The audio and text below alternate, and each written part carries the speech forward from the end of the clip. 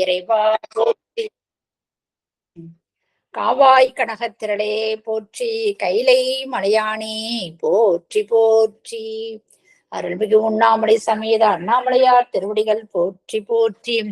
திருத்தணி முருகப்பெருமான் மலரடிகள் போற்றி போற்றி. அருள்மிகு சிவகாமி அம்பாள் சமேத அருட்ஜோதி நாதனி திருவடிகள் போற்றி போற்றி. அனைத்து அடியார்களுக்கும் திருவடி வணக்கம். குருவாழ்க, குருவே துணை. தெளிவு குருவின் திருமேனி காண்டல், தெளிவு குருவின் திருநாமம் செப்பல், தெளிவு குருவின் திருவார்த்தை கேட்டல், தெளிவு குரு ஒரு சிந்தித்தல் தானே, தெளிவு குரு ஒரு சிந்தித்தல் தானே. திருச்சிற்றம்பலம். செல்வியம்மா, விநாயகர் பாடல் பாடுங்க. திருச்சிற்றம்பலம். பாலும் தெளிதேனும் பாகும் பருப்பும், பாலும் தெளிதேனும் பாகும் பருப்பும், இவை நாளும் கலந்துனக்கு நான் தருவேன், இவை நாளும் கலந்துனக்கு நான் தருவேன். கோலம் செய்துங்க கரிமுகத்து தூமணியே, கோலம் செய்துங்க கரிமுகத்து தூமணியே, நீ எனக்கு சங்க தமிழ் மூன்றும் தா, நீ எனக்கு சங்க தமிழ் மூன்றும் தா. திருச்சிற்றம்பலம். நன்றி, வணக்கமே. நன்றி நன்றி. உஷாமா, நாடர் துதி பாடுங்கம்மா. அனைத்தர்களுக்கும் திருவடி வணக்கம். ஊழியர்கோன் வெப்பொழித்த புகழியர்கோன் கடல் போற்றி, ஆழிமிசை கல்மிதப்பில் அணைந்த பிரான் அடி போற்றி, வாழி திரு நாவலூர் வந்தொண்டர் பதம் போற்றி, ஊழிமலி திருவாத ஊரர் திரு தாள் போற்றி, ஊழிமலி திருவாத ஊரர் திரு தாள் போற்றி. சிவாய நம. திருச்சிற்றம்பலம். நன்றி. சிவாய நம. திருச்சிற்றம்பலம். நம்ம இன்னைக்கு ஈசன் குடும்பத்துல இறைவன் திருவருளால திருமந்திர வகுப்பு இன்னைக்கு ஆரம்பிக்கிறதா இருக்கிறோம். முதல் அமர்வு இதான் முதல் முறை. இது வரைக்கும் ஐயா மருத்துவர் ஐயா சாக்கிய நயன புராணத்தை பத்தி அழகா நமக்கு 7/6/2024 அன்று அருமையா சாக்கிய நயனரை பத்தி புராணத்தை பத்தி நமக்கு எடுத்துரைக்கிறாரு. இரண்டாவது முறையா ஐயா நம்ம ஈசன் குடும்பத்துல, வேலுண்டவனை குடும்பத்துல, திருவாசகர், இந்த 3 குடும்பமே ஒண்ணுதான். அது அடியேந்து என்னதுன்றது கிடையாது. எல்லாமே நம்ம சேர்ந்து செய்யற ஒரு வழிபாடுதான் அது. அந்த வகையில ஐயாவை நம்ம குடும்பத்தை சார்பாக வருக வருகை என்று வரவேற்கிறேன். அவருடைய சிறப்பு நம்ம சொல்லிதான் ஆரம்பிப்போம் எப்பவுமே. ஏன்னா ஏற்கனவே சாக்கிய புராணம் சொல்லியிருக்கிறோம். இது முத ஐயா நம்ம வருகை என்று நம்ம வரவேற்று இந்த திருமந்திரத்துக்கு ஒரு ஞானாசிரியரா நமக்கு உணர்த்துறாரு. ஏன்னா இதுக்கு யாருக்கு கிடைக்காத ஒரு அருள்நிலை. இத கூட்டு வச்சு எப்படி நம்ம குரு பகவானே நமக்கு உபதேசம் பண்றாங்களோ அந்த மாதிரி திருமந்திரம் எல்லாம் சிறப்பான ஒரு எனக்கு குருவா இருந்தவர் ஐயா பாலவடிவு ஐயா தான். நம்ம நெய்வடியில சித்தாந்த பேராசிரியர். அவர் அடிக்கடி சொல்வார், சாத்திர நூல்னு எடுத்துக்கினீங்கன்னா நம்ம திருமந்திரத்தை எடுத்துக்கிட்ட எல்லா வகையான விஷயத்தையும் தெரிஞ்சுக்கலாம் அப்படின்னா. திருக்குறள் படிச்சா அதுவும் போதும். அது மட்டும் இல்லாம திருவாசகம், இந்த 3 நூலும் யாரு கற்றாங்களோ அதுல இருக்கிற அனைத்து விஷயங்களும் தெரிஞ்சுக்கலாம் அப்படின்னு ஐயா அடிக்கடி எனக்கு குருவா இருக்கிற உணர்த்துவாரு. இப்ப ஐயா பத்தி சொல்லணும் ஒரு சிறப்பு. ஐயா கிட்ட நிறைய விஷயம் இருக்கு. அவரு தஞ்சை மருத்துவத்துல கல்லூரியில எம்பிபிஎஸ் படித்து, சென்னையில மருத்துவ கல்லூரியில எம்எஸ்எம் படிச்சு சர்ஜரி செய்யற அளவுக்கு ஒரு பெரிய சிறந்த ஒரு மருத்துவர் தான். அவர் 2014 ஓய்வு பெற்றார். அவர் பணிபுரிந்து ஓய்வு பெற்றுட்டாரு. அதுக்கப்புறம் அவருக்கு என்னன்னா, தருமபுர ஆதீனத்துல அவர் 26வது பட்டமா இருக்கக்கூடிய அந்த சாமி கிட்ட அவர் குரு பரம்பரை அவர்கிட்ட தீட்சை பெற்று அனுஷ்டானம் பலவிதமான அந்த சித்தாந்த பட்டமும் நிறைய திருவாடுதுறை ஆதிரத்துல பெற்றிருக்காரு. ஆனா தருமபுரம் ஆதிரத்தை தான் அது தீட்சை பெற்றிருக்காரு. அவர் திருமுறை பண்டிசியும் கற்றிருக்காரு. அதனாலதான் அவர் அழகா ஐயா பாட்டெல்லாம் பாடுறாருன்னு நினைக்கிறேன். ரொம்ப அழகா பாடி ஒவ்வொரு பாடலுக்கு விளக்க சொல்வாரு. அந்த மாதிரி சிறந்த இசை வழிபாடு அவருக்கு ரொம்ப கைவந்த கலைன்னு நினைக்கிறேன். அவர் மயிலாடுதுறையில மக நட்சத்திரத்தை அன்னைக்குதான் அவரு ஒவ்வொரு மக நட்சத்திரப்பையும் திருமுறை அந்த பௌர்ணமி சிவராத்திரி அந்த மாதிரி பல அடியாரோட சேர்ந்து திருவாசம் முட்டுவது பல காலமா செஞ்சுட்டு வந்துட்டு இருக்காரு. அவருடைய சிவப்பணி நிறைய தொண்டுகள், அதான் சரி தொண்டுன்னு சொல்ல முடியாம சிவப்பணிகள் நிறைய செய்து கொண்டு இன்று வரைக்கும் அவர் செய்து கொண்டுதான் இருக்கிறாரு. அவர் 8 வயதிலேயே அவர் இயல்பாகவே அதான் நம்ம எல்லாம் சொல்லிதான் நம்ம எல்லாம் அந்த மந்திரத்தை எல்லாம் கத்துக்கிறோம்னு சொல்லலாம். ஆனா அவருக்கு ஐயாவுக்கு 8 வயசு சிவாய நம என்று சொல்லினே இருக்கிறாராம். அப்படின்னா எந்த அளவுக்கு அவருக்கு ஞானம் கிடைச்சிருக்கும் அப்படின்னு நினைச்சு பார்க்க வேண்டியதா இருக்கு. 15 வயதிலேயே கடையோக பயிற்சி எல்லாம் செய்து வருகிறாரு. தஞ்சை மருத்துவக் கடையில எம்பிபிசி சென்னை மருத்துவத்துல பட்டம்லாம் படிச்சு பல அரசாங்க ஒரு இடம் பல அரசாங்க வேலைன்னா அங்கங்க மாத்திக்கிட்டே இருப்பாங்க இல்லையா, அந்த மாதிரி பல அரசாங்க மருத்துவமனையில படிப்பு இருந்து 2014 பணி ஓய்வு பெற்றாரு. இவர் ஸ்ரீ வித்யா உபாசனம் சொல்லி 40 வயதிலே இருந்து அவர் அந்த வழிபாடு செய்து வருகிறார். தருமபுரம் அவர் எந்த தலைப்பு கொடுத்தாலும், அதாவது நமக்கெல்லாம் எழுதி வச்ச அடியன்லாம் ஒண்ணுமே லாய் கிடையாது. அந்த எதுக்கு சொல்ல வரேன்னா, இந்த மாதிரி அடியாருக்கு நமக்கு கிடைச்ச ஒரு சிறப்பு. ஏன்னா எல்லாம் நம்ம எழுதி வச்சுதான் படிச்சு ஒவ்வொன்னா சொல்லக்கூடிய ஆற்றல் தான் ஒரு அளவுக்கு எல்லாருக்கும் இருக்கும். ஆனா பெரிய பெரிய அருளாளர்கள்லாம் அது என்ன தலைப்பு எடுத்த நிமிஷம் சொன்னவனே 10 நிமிஷத்துல பேசக்கூடிய ஒரு ஆற்றல் ஐயா கிட்ட நிறைய இருக்கு. எந்த தலைப்பு கொடுத்தாலும் அடுத்த நிமிஷமே பேசக்கூடிய ஆற்றல் அவருக்கு, இறைவனே அவருக்கு அருள் புரிஞ்சிருக்கான்னு சொல்லலாம். அந்த மாதிரி நிறைய செய்திருக்காரு. பெருமானுடைய திருவருள் தான். அவர் சிவனை பற்றி பேசிக்கிட்டே இருக்கணும்னு சொல்வார். ஒரு ஏதாவது பேசணும், எந்த நேரமும் அவர் நினைச்சுக்கிட்டே இருக்கணும். பேசாத நாளெல்லாம் பிரபா நாளே அப்படின்னு சொல்ல முடியா, அந்த மாதிரி அவர் எந்த நேரம் சிவபெருமானை பத்தி பேசிக்கிட்டே இருக்கணும் அதான் அப்படின்னு அடிக்கடி சொல்வார் ஐயா. அப்புறம் ஒரு நீதிமன்றத்துல ஒரு குழுவுல நிறைய அந்த குழு ஒரு வகுப்பு எடுத்து செயல்படுத்திட்டு இருக்காங்க. சாந்தா சண்முகம்மா அவங்களுக்கு நன்றி சொல்லிக்கணும். அவங்க மூலியமா தான் நம்ம ஐயா கிடைச்சார். நமக்கு சொற்பொழிவு ஆற்றிக்கொண்டே இருப்பாரு. அந்த குடும்பத்துல நிறைய நாயன்மார் வரலாறு, ஒவ்வொரு திருமுறையில இருக்கிற பாடலுடைய விளக்கம், இந்த மாதிரி பல காலமா அவர் அந்த பணியை செய்துகிட்டு இருக்காரு. அவர் நம்ம குடும்பத்தின் சார்பாக வருக வருக என்று வரவேற்கிறோம். திருமந்திரம் அவர் சொன்னார் ஐயா, யூடியூப்ல பதிவுடனுமான்னாரு. இதை எம்பெருமன் கருணையினால யூடியூப் பதிவு நமக்கு கிடைச்சிருக்கு. ஐயா ஆனந்த ஐயா செய்யுங்கம்மா, எதையும் விட்டுடாதீங்க, நீங்க சிறப்பா செய்யுங்க அப்படின்னு சொல்லி நமக்கு ஒரு தூண்டுகோலா இருந்து உதவி புரிகிறாரு. அவருடைய திருப்பாதங்களையும் வணங்கி இதுக்கு நம்ம ரெக்கார்ட் பண்ற நம்ம சாருமதி அம்மாவும் அவங்களோட திருவுடை தாமரையிலையும் வணங்கி அடியார்கள் எல்லாரையும் வருக வருக என்று வரவேற்கிறோம். இது ரொம்ப சிறப்பான நாள். என்னை பொறுத்த வரைக்கும் எல்லா நாளும் சிறப்பு நாள் தான். செவ்வாய்க்கிழமை எனக்கு ரொம்ப பிடிச்ச நாள். அது என்னன்னே தெரியாது. அந்த நாள் செவ்வாய்க்கிழமை நம்ம அடி எனக்கு ரொம்ப பிடித்த நாள். இன்னைக்கு இதை ஆரம்பிக்கிறோம்னு சொல்லக்கூட எனக்கு ரொம்ப சந்தோஷம். ஐயா 2 டைம் கொடுத்தா, ஐயா திங்கக்கிழமை எடுக்கிறீங்களா செவ்வாய்க்கிழமை எடுக்கிறீங்களா, அவங்களோட சான்ஸ் எதுன்னு அவர்கிட்டே பொறுப்பு படிச்சேன். அம்மா நான் செவ்வாய்க்கிழமை எடுக்கிறேன்னு சொன்னதுக்கு அடியனுக்கு ரொம்ப மகிழ்ச்சி. ஏன்னா இறைவன் திருவருளையே கூட்டு வைக்கிறாருன்னு நினைச்சுக்கிட்டேன் நானு. அம்மா திருமந்திரத்தினுடைய சிறப்பு எடுத்து ஐயா இன்னைக்கு ஆரம்பிக்கிறதா இருக்கிறாங்க. இந்த திருமந்திரத்துல என்னன்னா, முதல்ல நான் திருமந்திரம் ஒரு 9 பாயிரமா, அதாவது 9 தந்திரங்களா வகுத்து வச்சிருப்பாங்க. அந்த தந்திரம் அழகா சொல்ல போறாரு, ஒவ்வொன்னா சொல்ல போறாரு. அதான் அறம் பொருள் இன்பம் வீடு அப்படின்னு அந்த 4 தந்திரத்துல இருக்கும். 5ல வீட்டு பேரு, வீடு பெற்ற வழி, அந்த வழிபாடு என்ன, அந்த வழிபாட்டு உறுதி என்ன, அந்த 5 வகையும் பத்தி பின்னால் அழகா எடுத்து சொல்வார் ஐயா. ஒவ்வொருடைய சிறப்பையும் எடுத்து முதல்ல சொல்லிட்டு அவர் ஆரம்பிக்கிறதா இருக்கிறாரு. அவர் நம்ம குடும்பத்தின் சார்பாக ஐயாவே வருக வருக என்று வரவேற்கின்றோம். வாருங்கள் ஐயா, உங்களுடைய தொண்டு, இறைப்பணி தொண்டு ஆரம்பிக்கலாம் ஐயா. சிவசிவா.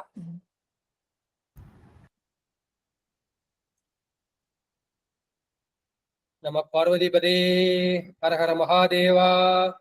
தென்னாடுடைய சிவனே போற்றி, எந்நாட்டவர்க்கும் இறைவா போற்றி, காவாய் கனகத்திரளே போற்றி, கைலை மலையானே போற்றி போற்றி. 5 கரத்தனை ஆணை முகத்தனை இந்தின் இளம்பிரை போலும் ஈட்டனை, நந்தி மகந்தனை ஞான கொழுந்தினை புந்தியில் வைத்தடி போற்றுகின்றேனே. போலியர்கோன் வெப்போலித்த புகழியர்கோன் கலல் போற்றி ஆலிமிசை கல்மிதப்பில் அணைந்த பிரான் அடி போற்றி வாலி திரு நாவலோர் வன் தொண்டர் பதம் போற்றி ஊழிமலி திருவாத ஊரர் திரு தாள் போற்றி. மெய் அன்பர்களே, நம்மை எல்லாம் இயக்கிக் கொண்டிருக்கும் தில்லைக்கூத்தனின் திருப்பாதங்களை மனம் மொழிமைகளால் வணங்கி மகிழ்கின்றேன். சைவத்தையும் தமிழையும் இதுவரை நமக்கு கட்டி காத்து கொடுத்தருளுக்கும் சைவ மடாதிபதிகளின் பொன்னாட் திருவடிகளை திக்கு நோக்கி தண்டனிட்டு வணங்கி மகிழ்கின்றேன். இந்த இணையத்தில் இணைந்திருக்கும் அடியார் குடும்பங்களின் திருவடிகளை சிவனடியாக எண்ணி என் சென்னி மீது சுட்டிக் கொண்டு இன்றைய திருமந்திர சிந்தனையை நாம் தொடங்கி தொடர்வோமாக. அம்மா ஆரம்பிக்கிறப்பே சொன்னாங்க, நம்முடைய திருக்குறள், திருவாசகம், தேவாரம் இது மட்டுமே நமக்கு போதும் அப்படின்னு சொன்னாங்க. அதை பத்தி ஒரு ஔவையார் நல்வழியில ஒரு வெண்பா ஒண்ணு எழுதியிருக்காங்க. தேவர் குறளும் திரு நான்மறை முடிவும் மூவர் தமிழும் முனிமொழியும் கோவை திருவாசகமும் திருமூலர் சொல்லும் ஒரு வாசகம் என்று உணர். தேவர் குறள், திருவள்ளுவர் தேவனார் இயற்றிய இந்த திருக்குறள். திரு நான்மறை முடிவு நமக்கு சைவத்திருவையும் முத்தி திருவையும் நமக்கு வழங்கக்கூடிய அந்த 4 மறையாகிய ரிக், யஜுர், சாம, அதர்வனம். அந்த 4 மறைகளும் அந்த 4 மறைகளின் முடிவான அந்த வேதாந்தம் என்று சொல்லக்கூடிய அந்த உபநிடதங்கள் அவையும் மூவர் தமிழும் நம்முடைய திருஞான சம்பந்தர், திருநாவுக்கரசர், சுந்தரமூர்த்தி சுவாமிகள் ஆகிய அந்த 3 பேர் அருளிய அந்த தேவாரம் முதல் திருமுறை 7 திருமுறைகளும் முனிமொழியும் கோவை திருவாசகமும் நம்முடைய பாதவூரராகிய மாணிக்கவாசகர் மட்டும் ஒரு அடைமொழி கொடுக்கிறார். முனி, அவர் ஏற்கனவே முனிவராக இருந்திருக்கின்றார், கைலாயத்தில் இருந்திருக்கின்றார். அந்த முனி மொழியக்கூடிய அந்த முனி சொல்லக்கூடிய கோவை திருக்கோவையாரும் திருவாசகமும், திருக்கோவையார் திருவாசகம் இது 2 8ஆம் திருமுறை.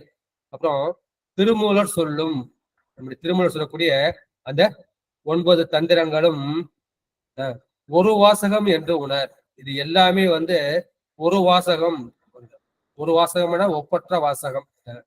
ஒப்பற்ற வாசகம்னு ஏன்னு சொன்னாங்கன்னா, இவங்க ஏற்கனவே சொன்ன அவங்கெல்லாம் தான் சொன்னதாக தான் இயற்றியதாக அவர்கள் நினைக்கவில்லை. அவர்களுக்கு உள்ளிருந்து சிவபெருமான் தான் அவர்களுக்கு உள் நின்று உணர்த்தினார். அந்த உணர்த்தியதை நாம் உய்யும் பொறுத்து அவர்கள் பாடினார்கள். எனதுரை தனதுரையாக என்று இளம்பயம் கோட்டூர்ல நம்முடைய ஞானசம்பந்தர் பேசுவார். இது எனது உரை இல்லப்பா, அது பெருமானுடைய உரை, தனது உரை.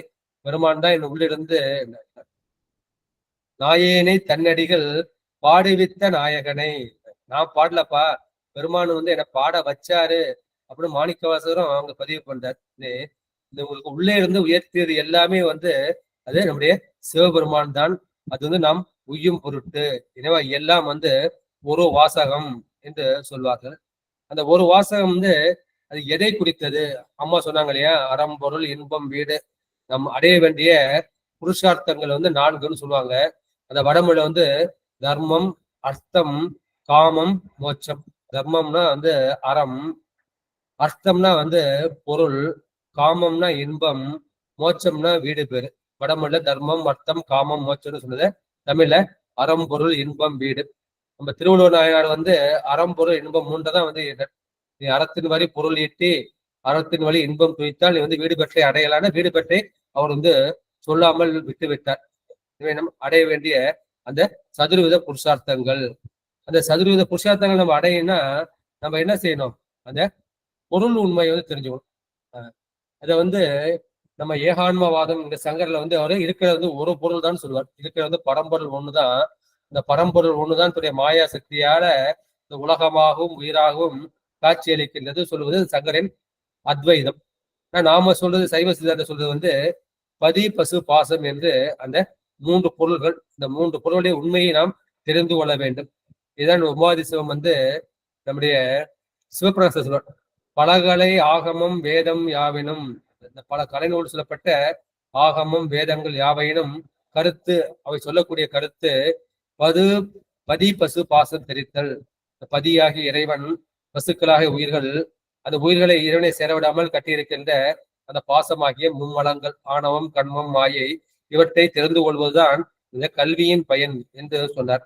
எனவே இதனை ஒட்டியே நம்முடைய ஔவையாரும் திருக்குறள், நான்மறை முடிவு, மூவர் தமிழாகிய தேவாரம், நம்முடைய மாணிக்கவாசகர் முனிவர் மொழிந்த திருக்கோவையார் திருவாசகம், இந்த திருமுறர் சொல்லாகிய திருமந்திரம், இவற்றின் முடிவான கருத்து எல்லாமே இந்த பதி பசு பாசம் என்கின்ற அந்த 3 பொருள்களின் உண்மையை நாம் மொழிவது, நாம் அறிவது, அதன் மூலமாக இறைவனை அடைவது.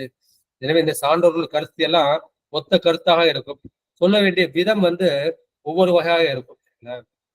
எனவே இதுல இதை நம்ம திருமந்திரம்னு சொல்றோம். மந்திரம்னா என்ன? நம்முடைய அருளாளர்கள் சொன்ன எல்லாமே மந்திரங்கள் தான். அருளாளர்கள் சொல்ல ஒரு பதியத்தை ஏற்றுவதனாலும் நமக்கு மந்திர பயனை கொடுக்கும். இந்த மந்திரம் என்ற சொல்லுக்கு என்ன டெபினிஷன்? மந்திரம். யார் தன்னை மனதால் நினைத்துக் கொண்டே இருக்கின்றார்களோ அவர்களை காப்பது, அதுதான் மந்திரம் என்பதற்கு விளக்கமாக அமையும். மந்திரத்தை எப்படி சொல்லணும்? மந்திரத்தை 3 வகையா சொல்ற மாதிரி சொல்றாங்க. ஒண்ணு உரை அளவை. உரை நம்ம வாய் விட்டு சொல்வது, நமக்கும் கேட்கும், மற்றவங்களுக்கும் கேட்கும். 2வது மந்தம். மந்தம்னா நமக்கு மட்டும் கேட்க, வாய் மட்டும் அசையும், உதடு மட்டும் அசையும், அது மற்றவங்களுக்கு கேட்காது, அது மந்தம்னு சொல்லுவாங்க. 3வது மானதம். மானதம்னா நம்ம மனசுக்குள்ளேயே ஜெபிப்பது, அப்போ உதடுலாம் கூட அசையாது. இது 3ம் நம்ம பெத்தனில் இருக்கும்ல, பெத்தனில் இருக்கக்கூடிய நம்மை போன்றவர்கள் செய்யக்கூடியது இந்த உரை, மந்தம், மானதம். அதே மாதிரி சிவஞானிகள் இருக்காங்க, ஜீவன் முத்திரர்கள் இருக்கார்கள். அவர்கள் சுத்தமானதம் என்ற நிலையில் இருப்பார்கள். சுத்தமானதா இப்ப நான் பேசுறேங்கிறது நினைப்பு எனக்கு இருக்கு, உங்களுக்கு இருக்கு. டாக்டர் ஐயா பேசுறாங்கிற நினைப்பு உங்களுக்கு இருக்கு, எனக்கு இருக்கு. ஆனா அவர்கள் அவர்கள் இந்த தான் என்ற தற்போதம் அற்று போய்விடும். அந்த ஜீவபோதம், ஆன்மபோதம் அவர்களுக்கு இருக்காது. அவர்கள் உள்ளத்தில் அந்த சிவாய நம என்ற அந்த அஞ்செழுத்து மந்திரம் ஓடிக்கொண்டே இருக்கும். அது சுத்தமானதம். நம்ம மனசு அசுத்தமானதம், அவங்க சுத்தமானதம். மனசு நான் நினைக்கிறேன், நான் பேசுறேங்கிற இந்த எண்ணம் என்கிட்ட இருக்கு. அந்த எண்ணம் அற்று போய், நான் அற்று போய், எனதும் அற்று போன அந்த நிலையில் அவர்கள் ஜெபிப்பது சுத்த மானதம். எனவே அதற்கு ஆற்றல் அதிகம். இப்ப நம்ம உரையால் சொல்லக்கூடிய, வாய் விட்டு சொல்றோம் இல்லையா, அதற்கு பலன் 10 மடங்கு. அப்படின்னா மந்தமா சொன்னோம்னா அதுக்கு 100 மடங்கு. இது மானதமா சொன்னோம் அப்படின்னா அதுக்கு 1000 மடங்கு பலன். இப்படி ஒவ்வொரு மந்திரத்தையும் ஜெபிக்கக்கூடிய இடமும் இருக்கு. வீட்டுல ஜெபிக்கிறதுனா அது 1 பங்கு பலன். பூஜையில சொல்லணும்னா 10 பங்கு. கோயில பூஜை பார்த்தோம்னா 100 பங்கு. இதே பசுமாட்டு கொட்டையில 1000 மடங்கு அப்படியே சொல்லிக்கிட்டே போவாங்க. சுடுகாட்டுல ஜெயிப்பு இன்னும் அதிகமாக. ஏன்னா பெருமான் அங்க இருக்கின்றார் இல்லையா, நல்லில் நட்டம் பயந்தாடும் நாதன் இல்லையா, கோயில் சுடுகாடு இல்லையா, அங்க ஜெபிப்பதற்கு பலன் அதிகமாக சொல்வார்கள். அது இல்லத்துல இல்லத்தாருக்கு உகந்தது அல்ல. நம்முடைய ஔவையார் சொல்வார், சிவாய நம என சிந்தித்திருப்போர்க்கு அபாயம் ஒரு காலம் இல்லை. மனசுல சிந்தனை செஞ்சுக்கிட்டே இருக்கணும். அதுதான் மந்திரத்தை சேர்க்கக்கூடிய. அந்த மந்திரம் என்பதற்கு என்ன விளக்கம் என்பதற்கு தொல்காப்பியம் ஒரு சூத்திரம் சொல்லியிருக்கின்றது. என்ன சூத்திரம்னா, நிறைமொழி மாந்தர் ஆணையில் கிளைந்த மறைமொழிதானே மந்திரம் என்ப. நிறைமொழி மாந்தர் அவர்கள் அந்த மொழியால் நிறைந்தவர்கள், அவருடைய உள்ளம், மனம், அறிவு எல்லாம் நிறைந்தது. அப்பேற்பட்ட மாந்தர்கள் ஆணையில் கிளந்த. ஆணைங்கிறப்ப நம்முடைய சிவஞான சோழர்கள் ஆணைங்கிறதுக்கு சொல்லுவாரு, அது சிற்சக்தின்னு சொல்லுவார். நம்முடைய சிவனுடைய அந்த அருள் சக்தி, அதுதான் ஆணைன்னு சொல்லுவார்கள். எனவே அந்த மாந்தர்கள் உள்ளத்தில் இருக்கக்கூடிய அந்த சிவசக்தி அது ஆணையிட, அதனால் கிளைந்த மறைமொழிதானே மந்திரம் என்ப. அவர் சொல்வது எல்லாமே மறைமொழியாக, வேத மொழியாக இருக்கும். வேத மொழியர் வெண்ணீற்றச் செம்மேனியர் நாதப்பறையினர் அன்னே என்னும் மறைமொழியாக இருக்கும். அந்த மறைமொழிதர் படிக்கிறப்போ ஒரு பொருள் இருக்கும், சிந்திக்கிறப்போ ஒரு பொருள் இருக்கும், நம்முடைய ஆசிரியர்கள் சொல்லும்போது ஒரு பொருள் இருக்கும், அருளாளர்கள் சொல்லும்போது ஒரு பொருள் இருக்கும். ஒவ்வொரு நேரத்தையும் பொருள் மாறிக்கொண்டே போகும். அது குறள்ல கூட, திருக்குறள்ல ஒரு பாட்டு இருக்கும், நிறைமொழி மாந்தர்தம் பெருமை நிலத்து மறைமொழி காட்டிவிடும். நிறைமொழி மாந்தராகிய இந்த ஞானிகள் அவருடைய பெருமை என்ன செய்யணும்னா மறைமொழி காட்டிவிடும். அதுக்கு பரிமையாளர்கள் நிறைமொழிங்கிறதுக்கு என்ன ஒரு இலக்கணம் சொல்றாருன்னா, அதை நீங்கள் மகிழ்ந்து கூறினாலும் சரி, வெகுண்டு கூறினாலும் சரி, அது என்ன செய்யும், அது சொல்லிய பயனை கொடுக்கும்.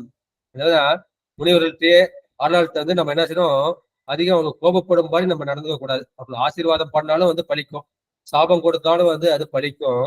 எனவே அவர்கள் வெகுளும்படி நம்ம நடக்கக்கூடாது. அது வெகுண்டு சொன்னாலும் சரி, அருளி சொன்னாலும் சரி, அது உடனே வந்து பயன் கொடுக்கும். இதற்கு உதாரணமா என்ன சொல்லுவாங்கன்னா, சிலப்பதிகாரம். இந்த சிலப்பதிகாரத்துல வந்து அந்த கோவலன் கண்ணகி அவன் வந்து மாதவியிடம் பொருளை இழந்து விடுகின்றான். அப்புறம் என்ன செய்யற, அப்போது திரும்ப கண்ணகின்னு வருகின்றான். அவன் பொருளுக்காக வருகின்றான் என்று கண்ணகி வந்து அவனுடைய சிலம்பை வந்து கொடுப்பாள். உடனே அவன் சொல்லுவான், நான் வந்து மனசு திருந்தி வந்துட்டேன், இனிமே நான் மாதவிட்ட போக மாட்டேன், நம்ம இந்த ஊர்ல நம்ம இருக்கக்கூடாது, எனக்கு வறுமை வந்துடுச்சு, மதுரைக்கு போய் நம்ம பழச்சுக்கலாம் அப்படி என்ன செய்கின்றான், கண்ணகியை கூட்டிக் கொண்டு போகின்றான். அங்க வரும்போது அங்க கவுந்தியடிகள் என்ற ஒரு சமண துறவி அவர்களுக்கு வந்து பாதுகாப்பாக வந்து வருகின்றார். பாதுகாப்பாக வரும்போது என்ன செய்யறார், அவருடைய ஆசிரமத்தில் வந்து இவர்களிடம் தங்கி இருக்கின்றார்கள். அப்போது எல்லா காலத்திலையும் நல்லவர்கள் இருப்பார்கள், தீவர்கள் இருப்பாங்களா.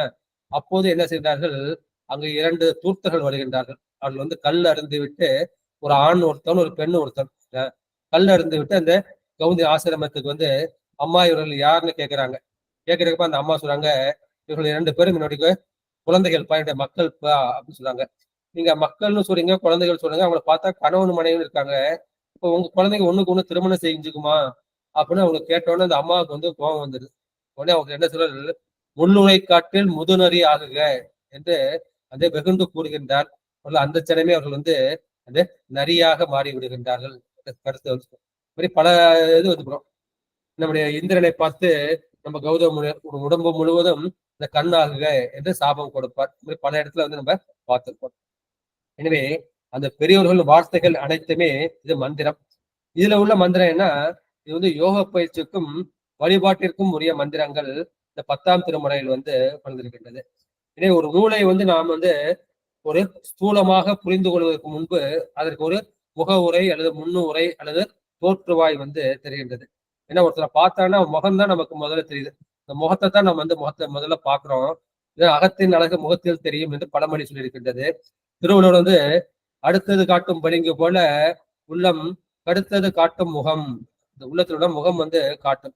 எனவே உடல் வந்து வளமாகவும் நலமாகவும் இருந்தால்தான் அந்த முகமும் அவனது வளத்தையும் நலத்தையும் வந்து காட்டும். இதைதான் நம்முடைய ஏற்கனவே சொல்ல அந்த குரல், அடுத்தது காட்டும் பளிங்கு போல நெஞ்சம் கடுத்தது காட்டும் முகம். நான் வெளில வந்து சிரிச்சுட்டு பேசலாம், நான் உள்ள கட்டு இருந்தா அது முகம் வந்து காண்பித்து கொடுத்து விடும். எனவே இந்த முக உரையை வந்து பாயிரம் என்று இலக்கண நூல் வந்து சொல்லியிருக்கின்றார்கள். எனவே இந்த திருமந்திரத்திற்கு திருமூலரும் வந்து ஒரு பாயிரம் எழுதியிருக்கின்றார். அந்த பாயிரத்துல என்ன சொல்லிருக்கேன்னா, பருப்பொருட்டாகிய பாயிரம் கேட்பார்க்கு முன்பொருட்டாகிய நூல் இனிது விளங்கும். பாயிரம் வந்து பருப்பொருளை பத்தி சொல்லும். அந்த பருப்பொருளை சொன்னாதான் அந்த நூலில் உள்ள நுண்பொருள் வந்து உனக்கு விளங்கும். பார்த்தோம்னா சிவஞான போதத்துக்கு வந்து 2 சிறப்பு பாயிரம் வந்து இருக்கும். அதுக்கு சிவஞான முனிவர் வந்து நிறைய வந்து விளக்கம் வந்து சொல்லி இருக்கின்றார். அதை பத்தி நாம் சிந்திக்க வேண்டாம். அடுத்து வந்து இப்ப 10ஆம் திருமுறைனா என்ன, நமக்கு வந்து மொத்தம் 12 திருமுறைகள் வந்து இருக்கின்றன. அந்த 12 திருமுறைகளை 27 அருளாளர்கள் வந்து செய்திருக்கின்றார்கள். அந்த 27 ஒருவர் வந்து திருமூலர். அவை செய்தது வந்து 10ஆம் திருமுறை. இந்த 10ஆம் திருமுறை வந்து 3000 பாடல்கள் கொண்டது. அம்மா ஏற்கனவே சொன்னாங்க, இதை வந்து 9 தந்திரமாக பிரித்திருக்கின்றார். அந்த 9 தந்திரத்தை வந்து எங்கேருந்து அவர் எடுத்துக்கிட்டார்னா, அந்த ஆகமங்களில் இருந்து எடுத்துக்கொண்டார். மொத்த ஆகமங்கள் வந்து 28. அந்த 28 ஆகமங்களை வந்து 9 ஆகமங்களை எடுத்துக்கொண்டார். அது முதல் ஆகமம் வந்து காரண ஆகமம், 2வது காமிகம், 3வது வீரம், 4வது சிந்தம், 5 வாதுளம், 6 வியாமலம், 7 வந்து காலோத்தரம், 8 வந்து சுப்பிரம், 9 வந்து மகுடம். இந்த 9 ஆகமங்களின் சாரம் தான் இந்த 9 தந்திரங்களை சொல்லிக்கின்றது. முதல் தந்திரம் வந்து நிலையாமை சொல்லி அதன் மூலமாக நீ ஞானம் பெறலாம் என்ற அந்த அறத்தை வந்து உணர்த்துகின்றது. 2ஆம் தந்திரம் வந்து இந்த புராணங்களின் வழியே இந்த சிவபெருமானின் பராக்கிரமங்களையும் அவருடைய புகழையும் பேசுவது. 3ஆம் தந்திரம் வந்து அந்த பெருமானை அடையக்கூடிய அந்த யோக சாதனங்களை வந்து சொல்லக்கூடியது. 4ஆம் தந்திரம் வந்து மந்திரம், தந்திரம், யந்திரம் ஆகிய வழிபாட்டு முறைகளை வந்து சொல்லுகின்றது. 5ஆம் தந்திரம் வந்து சைவத்தின் பிரிவுகள் என்னென்ன என்று சொல்லி அது சொல்லக்கூடிய சரியை, கிரியை, யோகம், ஞானம் என்ற அந்த 4 பாதங்களையும் 4 வகை நெறிகளையும் அது தெளிவிக்கின்றது. 6ஆம் தந்திரம் வந்து அந்த சிவபெருமானே குருவாக வந்து அருள் புரிகின்றார். எனவே சத்குரு கிடைப்பது என்பது நம்முடைய முன் தவத்தின் பயனால் ஆகும். 8ஆம் சூத்திரம், ஐம்புல வேடரின் அயர்ந்தனை வளர்ந்து தம்முதல் குருவுமாய் தவத்தின் உணர்த்த விட்டு அந்நியமின்மையின் அரண்கடல் செல்லுமே. எனவே அவர் தவத்தின் பயனால் தான் பெருமான் வந்து சர்க்குருவாக வருவார். அந்த 7ஆம் தந்திரம் வந்து இந்த அண்டத்திலும் சரி பிண்டத்திலும் சரி எல்லாமே லிங்க உருவாக தான் இருக்கின்றது. எனவே என்ன எல்லாமே லிங்கம் தான். அதுவே சிவபூஜை செய்ய வேண்டியது, குரு பூஜை செய்ய வேண்டியதன் அவசியத்தை வந்து உணர்த்துகின்றது. 8ஆம் தந்திரம் வந்து இந்த உயிர் இருக்கு இல்லையா, உயிர் வந்து நித்த பொருள். ஆனா எடுக்கக்கூடிய உடல் வந்து அது மாறிக்கொண்டே இருக்கிறது. நமக்கு தெரியுது, கண்ணுக்கு தெரியக்கூடிய இந்த ஸ்தூல உடல் தான் நம்ம கண்ணுக்கு தெரியுது. இது இல்லாம மொத்தம் இன்னும் 5 உடல் இருக்கு. ஒண்ணு வந்து அன்னமய கோஷம் என்கிட்ட இது ஸ்தூல உடல். 2வது பிராணமய கோஷம் மூச்சால் இயங்குவது. 3வது மனோமய கோஷம், அது வந்து மனத்தால் இயங்குவது. 4வது விஞ்ஞானமய கோஷம், அது அறிவால் இயங்குவது. 5வது வந்து ஆனந்தமய கோஷம். அன்னமய கோஷத்தை தாண்டி, பிராணமய கோஷத்தை தாண்டி, மனோமய கோஷத்தை தாண்டி, விஞ்ஞானமய கோஷத்தை தாண்டி, ஆனந்தமய கோஷத்தை தாண்டி சென்றால் நம்முடைய ஆன்மாவை அறியலாம். அந்த ஆன்மாவை அறிந்தால் அந்த ஆன்மாவுக்குள்ள பரமான்மாவை நான் அறியலாம் என்ற கருத்து வந்து அது கொண்டோம். இந்த 9ஆம் தந்திரம் வந்து முழுக்க முழுக்க அந்த ஓங்காரத்தை பற்றி சொல்லுவது.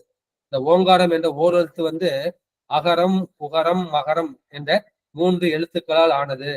எனவே இந்த ஓங்காரம் தான் எல்லாவற்றிற்கும் மூலம். இந்த பஞ்சாக்கரம் கூட என்ன செய்யறார்கள், இந்த ஓங்காரத்தை அந்த காலத்துல வந்து பிரமஞானிகள் மட்டும்தான் சொல்லலாம்னு இருந்தது. அதை வந்து மாற்றி எல்லோரும் சொல்லி உய்வடைய வேண்டும் என்பதற்காக இந்த ஓங்காரத்தை அகரம், உகரம், மகரம், நாதம், விந்து என்று 5ஆக பிரித்து அந்த 5இன் வடிவமாக பஞ்சாக்கரத்தை நமக்கு பெருமான் கொடுத்தார். பஞ்சாக்கரத்தை யார் வேணும்னு சொல்லலாம், எப்ப வேணும்னு சொல்லலாம். அதுக்கு வந்து தீர்த்து கிடையாது. ஆனா ஒரு குரு மூலமாக தீட்சை வாங்கி செஞ்சோம்னா நமக்கு பயன் வந்து அதிகம். அந்த பஞ்சாக்கரமும் ஸ்தூல பஞ்சாக்கரம், சூக்கும பஞ்சாக்கரம், அதிசூக்கும பஞ்சாக்கரம், அப்புறம் மனு காரண பஞ்சாக்கரம், மகாமனு என்கிற சிகரம் ஆக 5ஆக இருக்கும். அந்த 5 எழுத்தும் 5 நடனத்தை வந்து குறிக்கும்.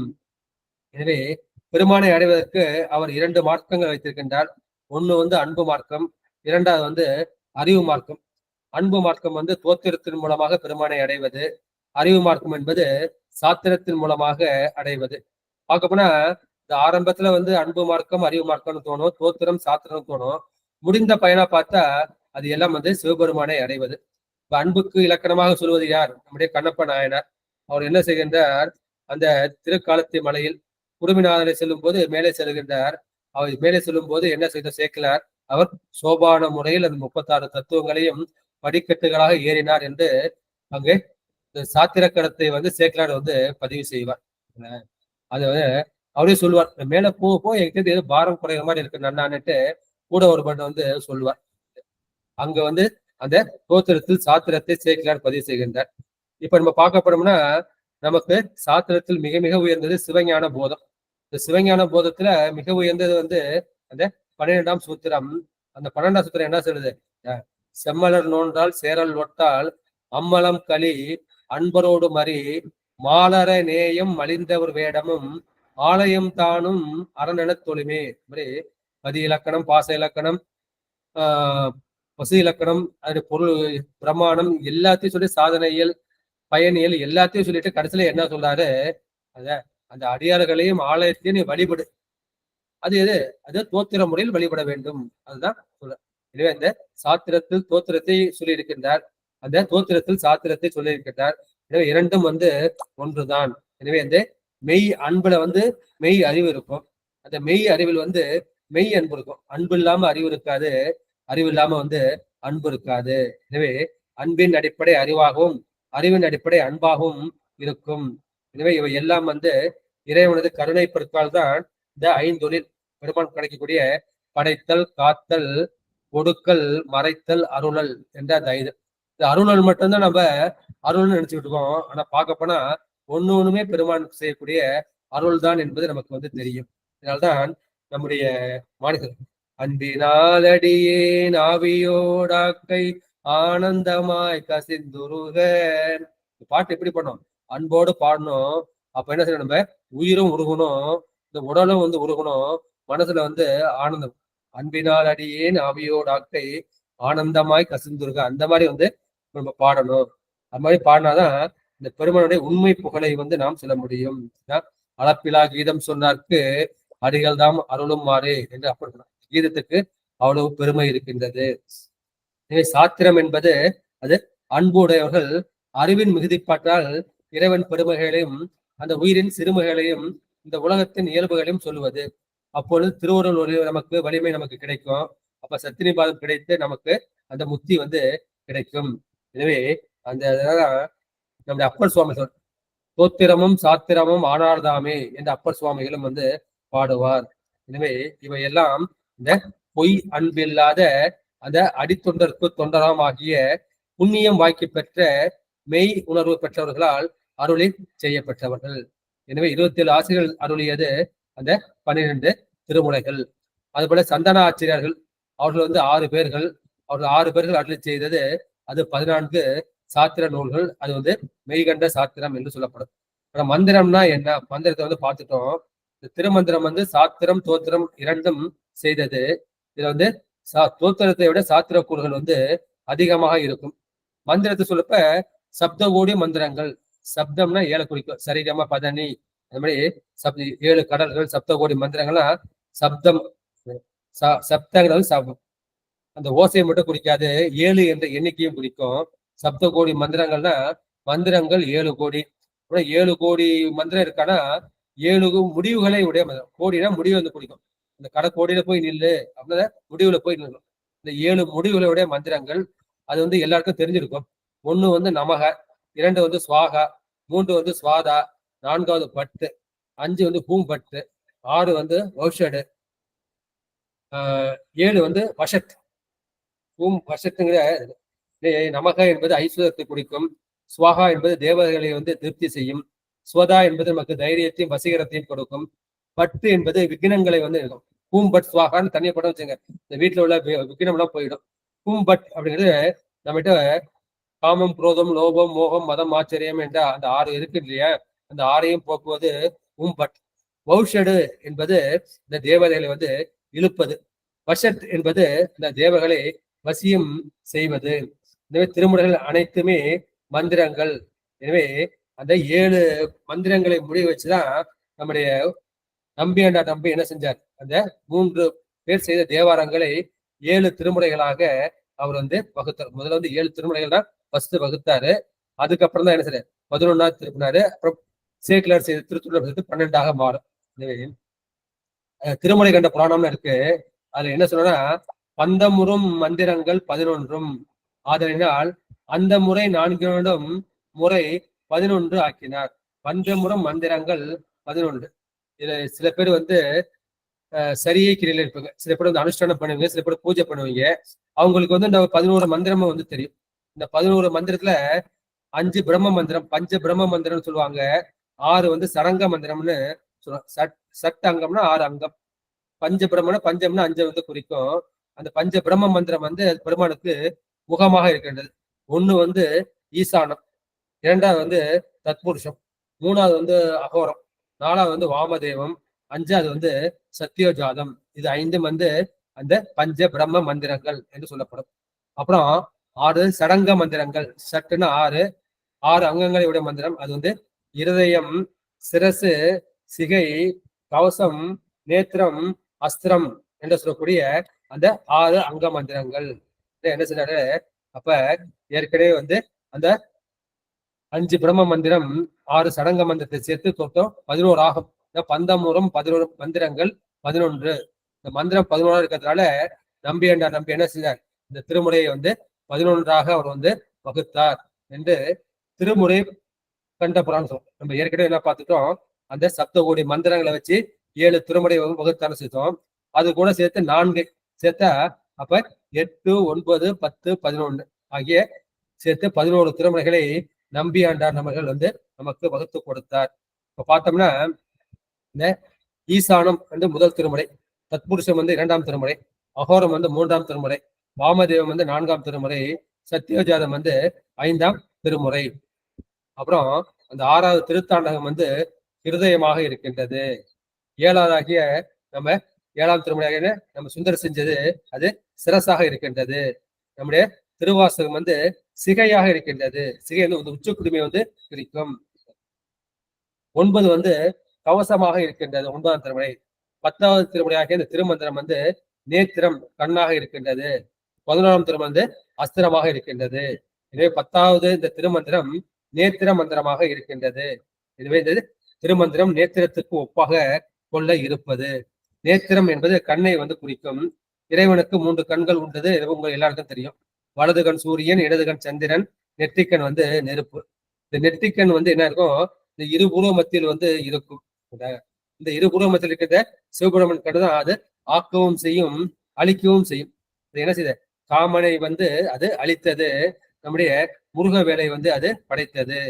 எனவே அந்த காமத்தை அழிப்பதும் ஞானத்தை படைப்பதும் இந்த நெற்றிக்கண் தான். இந்த நெற்றிக்கண்ணை நாம் திறந்து கொள்ள வேண்டும், குருமுகமாக வந்து திறந்து கொள்ள வேண்டும். ஏன் நமக்கு அந்த 2 கண் இருக்கிறது எல்லாருக்கும் தெரியும். இந்த 3வது கண் வந்து எப்படி இருக்கு, அது சூட்சுமமாக இருக்கின்றது. அதை யோக பயிற்சியாலும் பிராணாயாம பயிற்சியாலும் அது உருமூலமாகவும் நாம் திறந்து கொள்ள வேண்டும். அதை திறந்து கொண்டால் நாம் பெருமானை நாம் அடையலாம். எனவே இந்த திருமந்திரம் சாத்திர நூல் தோத்திர நூல் என்று போற்ற பெற்றாலும் பெரும்பகுதி வந்து யோக நூலாகவே இருக்கின்றது. நமக்கு பெருமானை அடைவதற்கு உதவி செய்வது இந்த 6 ஆதாரங்கள். மூலாதாரம், சுவாதிஷ்டானம், மணிப்புரகம், அநாகதம், விசுத்தி, ஆக்கியை. இந்த ஆக்கியை வந்து 6வது ஆதாரமா இருக்கின்றது. இதை வந்து நெற்றிக்கண் என்று சொல்வார்கள். இந்த இடத்துல தான் நம்முடைய ஈடுதல் தாமரை இருக்கும். ஒன்றுல வந்து சதாசிவ பெருமான் இருப்பார், இன்னொன்று அவருடைய அருள் சக்தியாக மனோன்மணி இருக்கும். அங்கதான் நமக்கு இகபர சௌக்கியங்கள் 2மே வந்து கிடைக்கும். எனவே இது நேத்திரத்தை குறிக்கும். இதுக்கு மேல இது வந்து சகஸ்ர தலம் என்று கூறக்கூடிய உச்சந்தலை. இது வந்து பிரம்ம ரந்திரம். ரந்திரம்னா சில சோரத்தை வந்து குறிக்கும். அந்த பிரம்மத்தை அடைவதற்காக உள்ள ஓட்டை. இந்த குழந்தை பிறகு என்ன செய்யும், அந்த உச்சிக்குழி துடிச்சுக்கிட்டே இருக்கும். அது மூடாம இருக்கும். 2 வயசுக்கு மேல மூடும். அந்த 2 வயசு வரைக்கும் எப்படி இருக்கும், அந்த குழந்தை வந்து தெய்வீகமா இருக்கும். அது செய்யக்கூடிய ஒண்ணும் தெய்வீகமா இருக்கும். அது மூணுதான் என்ன செய்யும், நம்மளை பார்த்து கள்ளம் கபடம்லாம் கத்துக்கும். இதுவே அந்த பிரம்மந்தத்தை மறுபடியும் திறந்து பெருமானுடைய இந்த பெருமலை கிளம்பர் என்ன செய்வார், இந்த பிரம்மந்தத்தை திறந்து கொண்டுதான் நம்முடைய சுந்தரர் வருவதை அறிந்து அவருக்கு முதல் நாளே கைலாசத்தை அடைந்து விடுவார். இவரோட வரலாறை வந்து பார்க்கலாம். இந்த திருமந்திர ஆசிரியர் ஒரு வந்து திருமுலர்னு சொல்றோம். இவருக்கு தாய் தந்தை இட்ட பெயர் வந்து சுந்தரன் என்பவர்.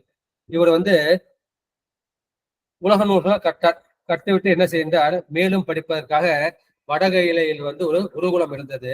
அந்த குருகுலத்தில் சேர்ந்து அந்த அறிவு நூல்களாகிய வேதங்களையும் ஆகமங்களையும் நந்தியம் பெருமானிடம் வந்து கற்கின்றார். அப்போது கற்கும்போது என்ன செய்வார்கள், அவருக்கு தீட்சா நாமம் வந்து கொடுப்பாங்க. அப்போ தீட்சா நாமம் கொடுக்கும்போது நாதர் என்ற பட்டம் சேர்த்து சுந்தரநாதர் என்ற பட்டம் வந்து அவருக்கு கிடைக்கின்றது. எனவே ஒரு சுந்தரநாதராய் தவம் செய்து வாழ்ந்திருக்கின்றார். அப்போது நந்தியம் பெருமான இவரோட சேர்த்து பல பேர்கள் பயிற்றிருக்கிறார்கள். ஒரு எல்லாம் தெரிஞ்சதான். 1 சனகர், 2வது சனந்தனர், 3வது சனாதனர், 4வது சனத்குமாரர், அடுத்து 5வது பதஞ்சலி, 6வது பதஞ்சலி வியாக்கிரபாதர் சிதம்பரத்துக்கு வந்தாங்க. அப்புறம் சிவயோக மாமுனிவர். இவரோடு சேர்த்து 8வதாக நம்முடைய சுந்தரநாதர் என்று சொல்லக்கூடிய திருமுனர் எல்லாம் நம்முடைய நந்தியம் பெருமாண்டம் படித்தவர்கள். அப்ப வந்து பதஞ்சலி வியாக்கிரபாதன் இவரும் வந்து தில்லை வருகின்றார். தில்லை வந்து நடனம் தரிசனத்தை செய்துவிட்டு இவர் திருக்கைலைக்கு மீண்டு விடுகின்றார். பதஞ்சலியும் வியாக்கிரபாதரும் தில்லையிலே ஆசிரமித்து பெருமானின் திருநடத்தை தினந்தோறும் தரிசித்து வரக்கூடிய ஆசைகள் அங்கேயே வந்து தங்கி விடுகின்றார்கள். அப்போது இவர் கையிலையில் இருக்கும் இவருக்கு என்ன செய்கின்றார்கள், அகத்தியரை காண வேண்டும் என்ற விருப்பம் வருகின்றது. விருப்பம் தான் கையில இருந்து புறப்பட்டு வருகின்றார். அப்போது சேக்கிலார் சொல்வது, அவர் எங்கேருந்து வர்றாருன்னா கையிலிருந்து புறப்பட்டு திருக்கேதாரம், பசுபதிநாதம், காசி, விந்தியமலை, ஸ்ரீபட்பதம், ஸ்ரீகாலத்தி, திருவாலங்காடு, காஞ்சிபுரம், தில்லை ஆகிய தலங்களை எல்லாம் தரிசித்து விட்டு இங்க திருவாடுதுறைக்கு வந்து வருகின்றார். இங்க திருவாடுதுறையிலே நம்முடைய ஒப்பிலாமுலையம்மை உடனாகிய மாசிலாமணிநாதர் வந்து இருக்கின்றார். அவரை வந்து பெருமான் வந்து திருமூலர் வந்து தரிசிக்கின்றார். தரிசித்துட்டு அவர் அங்கேயே தங்க வேணும்னு மனசுல வந்து ஒரு ஆசை இருக்கு. இருந்தாலும் போய் நம்ம என்ன செய்யணும், அகத்திய முனிவரை வந்து தரிசித்துட்டு வர வேண்டும் என்ற அந்த ஆசை வந்து வருகின்றது. எனவே திருவாவடுதுறை தாண்டி அவர் என்ன செய்கிறார், காவிரி கரை மூலமா போறவ அங்க சாத்தனூர்ங்கிற ஊர் இருக்குது. அந்த ஊருக்கு போறப்ப அங்க என்ன செய்கின்றார்கள், அந்த மூலன் என்கின்ற இடையன் வந்து அவன் விதிவசத்தால் இறந்து விடுகின்றான். அதை பார்த்துட்டு அங்க உள்ள பசுக்கள் எல்லாம் அவன் சுற்றி சுற்றி கதறுகின்றது, கண்ணீர் வடிக்கின்றது, அவன் வந்து ஓலம் இடுகின்றது, அவனை நாக்கால் நக்குகின்றது. இதை பார்த்தவுடனே இவருடைய மனசு வந்து உருகி போகின்றது. இந்த பசுக்களின் துன்பத்தை போக்க வேண்டும். இவர் வந்ததே பிறவை நோக்கமே வந்து பசுவாகிய நம்முடைய துன்பத்தை போக்க வேண்டும். அந்த பசுக்களை பார்த்தோன்னே உள்ளம் வந்து உருகி இதை நான் போக்க வேண்டும் என்று அவர் திருவுள்ளம் கொள்ளுகின்றார். இவர் வந்து சித்தர் இல்லையா, அவருக்கு வந்து அட்டமா சித்திகள் தெரியும். அந்த அட்டமா சித்திகளை பிரகாமியம்னு ஒரு சித்தி இருக்கு. அதனால உயிரை வந்து இந்த உடல்ல இருந்து பிடிச்சு இன்னொரு உடம்புக்குள் வந்து புகுந்து கொள்ளலாம். அதுக்கு பேர் பிரகாமி சித்தினி சரி. எனவே தன்னுடைய உடலை வந்து ஒரு இடத்துல அவர் பாதுகாப்பாக வைக்கின்றார். அந்த அட்டமாஸ்தீர் ஒன்றாகிய பிரகாமி சித்தின் மூலம் அந்த என்ன செய்கின்றார், அந்த மூலன் உடலில் வந்து பாய்ச்சுகின்றார். மூலன் வந்து எழுகின்றான். அதை பார்த்தோன்னே அந்த பசுக்களுக்கு அவ்வளவு சந்தோஷம், அவ்வளவு மகிழ்ச்சி.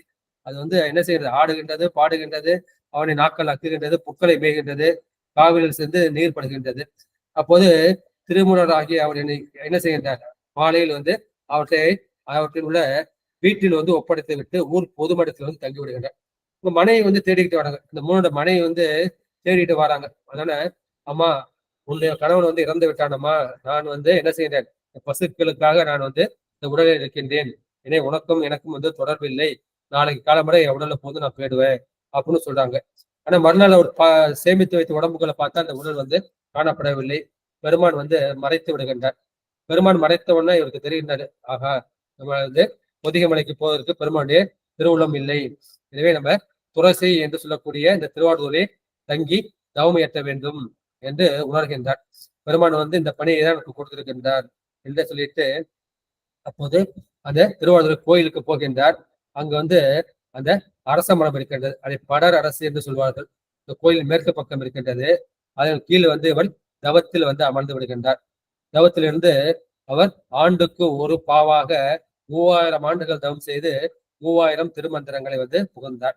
உடனே அப்போது வந்து இவர் வந்து உடம்போட இருக்காரு. இவர் பார்த்தோன்னே மூணோட மனைவிக்கு வந்து மனசு வந்து கேட்க மாட்டாங்க. மனசு கேட்டுக்கிட்டு அவங்க பார்த்துட்டு அந்த இடத்துல சேக்கிலார் என்ன சொன்னா, இல்லாதன் இயல்பு வேளாண்மை கண்டு அப்படின்னு சேக்கிலார் வந்து சொல்றாரு. இவன் வந்து எனக்கு புருஷனா இருந்தான், என் இல்லத்தை ஆண்டு கொண்டு இருந்தான்.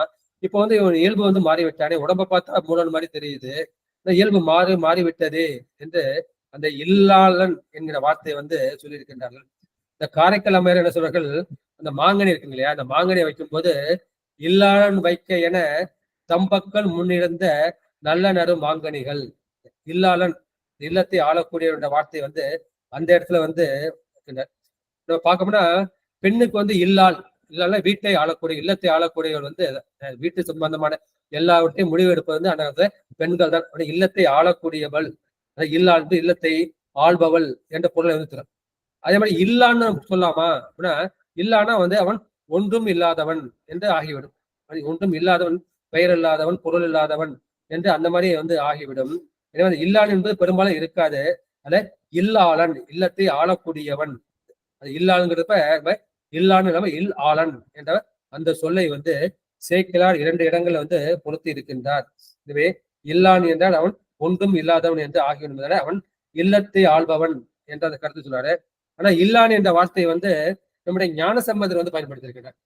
அது வந்து 2ஆம் திருமுறையில 11வது பதிகம். அது வந்து காளியே கோயிலாம் இல்லானை, சீர்காழியே கோயிலாக அதை இல்லமாக கொண்டானை. இந்த பாட்டுல நல்லானை நான் மறை ஓடிய ஆரங்கம் வல்லானை வல்லவர்வால் மலிந்து ஓங்கிய சொல்லானை தொல்மதிர் காளியே கோயிலாம் இல்லானை ஏத்த நின்றார்க்கு உலது இன்பமே. காளியே கோயிலாம் இல்லானே, பெருமானுக்கு அந்த காளி கோயிலே இல்லமாக இருக்கின்றது என்ற கருத்தை வந்து அந்த இடத்துல சொல்லியிருக்கின்றார்கள். இதுல வேத காலம் என்பது எப்படி, அதுல நிறைய வந்து ஆராய்ச்சி இருக்கின்றது. வேத காலம் வந்து கிமு 6000க்கு முற்பட்டது என்று சொல்லப்படுகின்றது. அப்ப ஆகமம் அது 2 வந்து பெருமான் கொடுத்தது தானே. வேதம் வந்து பொது, ஆகமம் வந்து சிறப்பு. இந்த வேத சிறப்புங்கிற பகுதியில வந்து திரும்ப சீலாங்க வேதத்தை செப்ப வந்தேனே, நான் எதற்காக வந்தேன், இந்த வேதத்தின் பொருளை எல்லாம் ஆகமத்தின் பொருட்டு சொப்ப வந்தேன் பாரு. அப்படி ஆகம சிறப்புல வந்து சிந்தை செய்து ஆகமும் செப்பலுற்றோனே. எனவே நம்முடைய சிவபெருமான் வந்து திருமூலமா கொடுத்தது நமக்கு அந்த பொதுவாகிய வேதமும் சிறப்பாக ஆகமம். அந்த 2 கருத்துக்களை தான் இந்த 9 தந்திரத்திலையும் 3000 மந்திரமாக சொல்லி இருக்கின்றார்கள். எனவே வேதத்தை விட்ட அறம் இல்லை, வேதத்தில் அந்த ஓதக்குறைய பொருள்கள் எல்லாமே உள்ளன. எனவே என்ன தர்க்காத்துக்கு போயிடாத, தர்க்கவாத்தை இந்த மூளையை வந்து ஜாஸ்தி யூஸ் பண்ணாத, மனசு அந்த அன்பை வந்து யூஸ் பண்ணு. இதே தர்க்கவாதத்தை விட்டு நீ வேதத்தை ஓதி வீடு பெற்றார்களே. நம்முடைய ருத்ர பசுபதி நாயனார் இருக்கார், அவர் வந்து இந்த ருத்ரம் என்ற வேதத்தை ஓதி வீடு பெற்றார். அந்த ஆகமம் என்பது மெய்யாம், வேதமோடு ஆகமம் மெய்யாம் இறைவன் நூல்.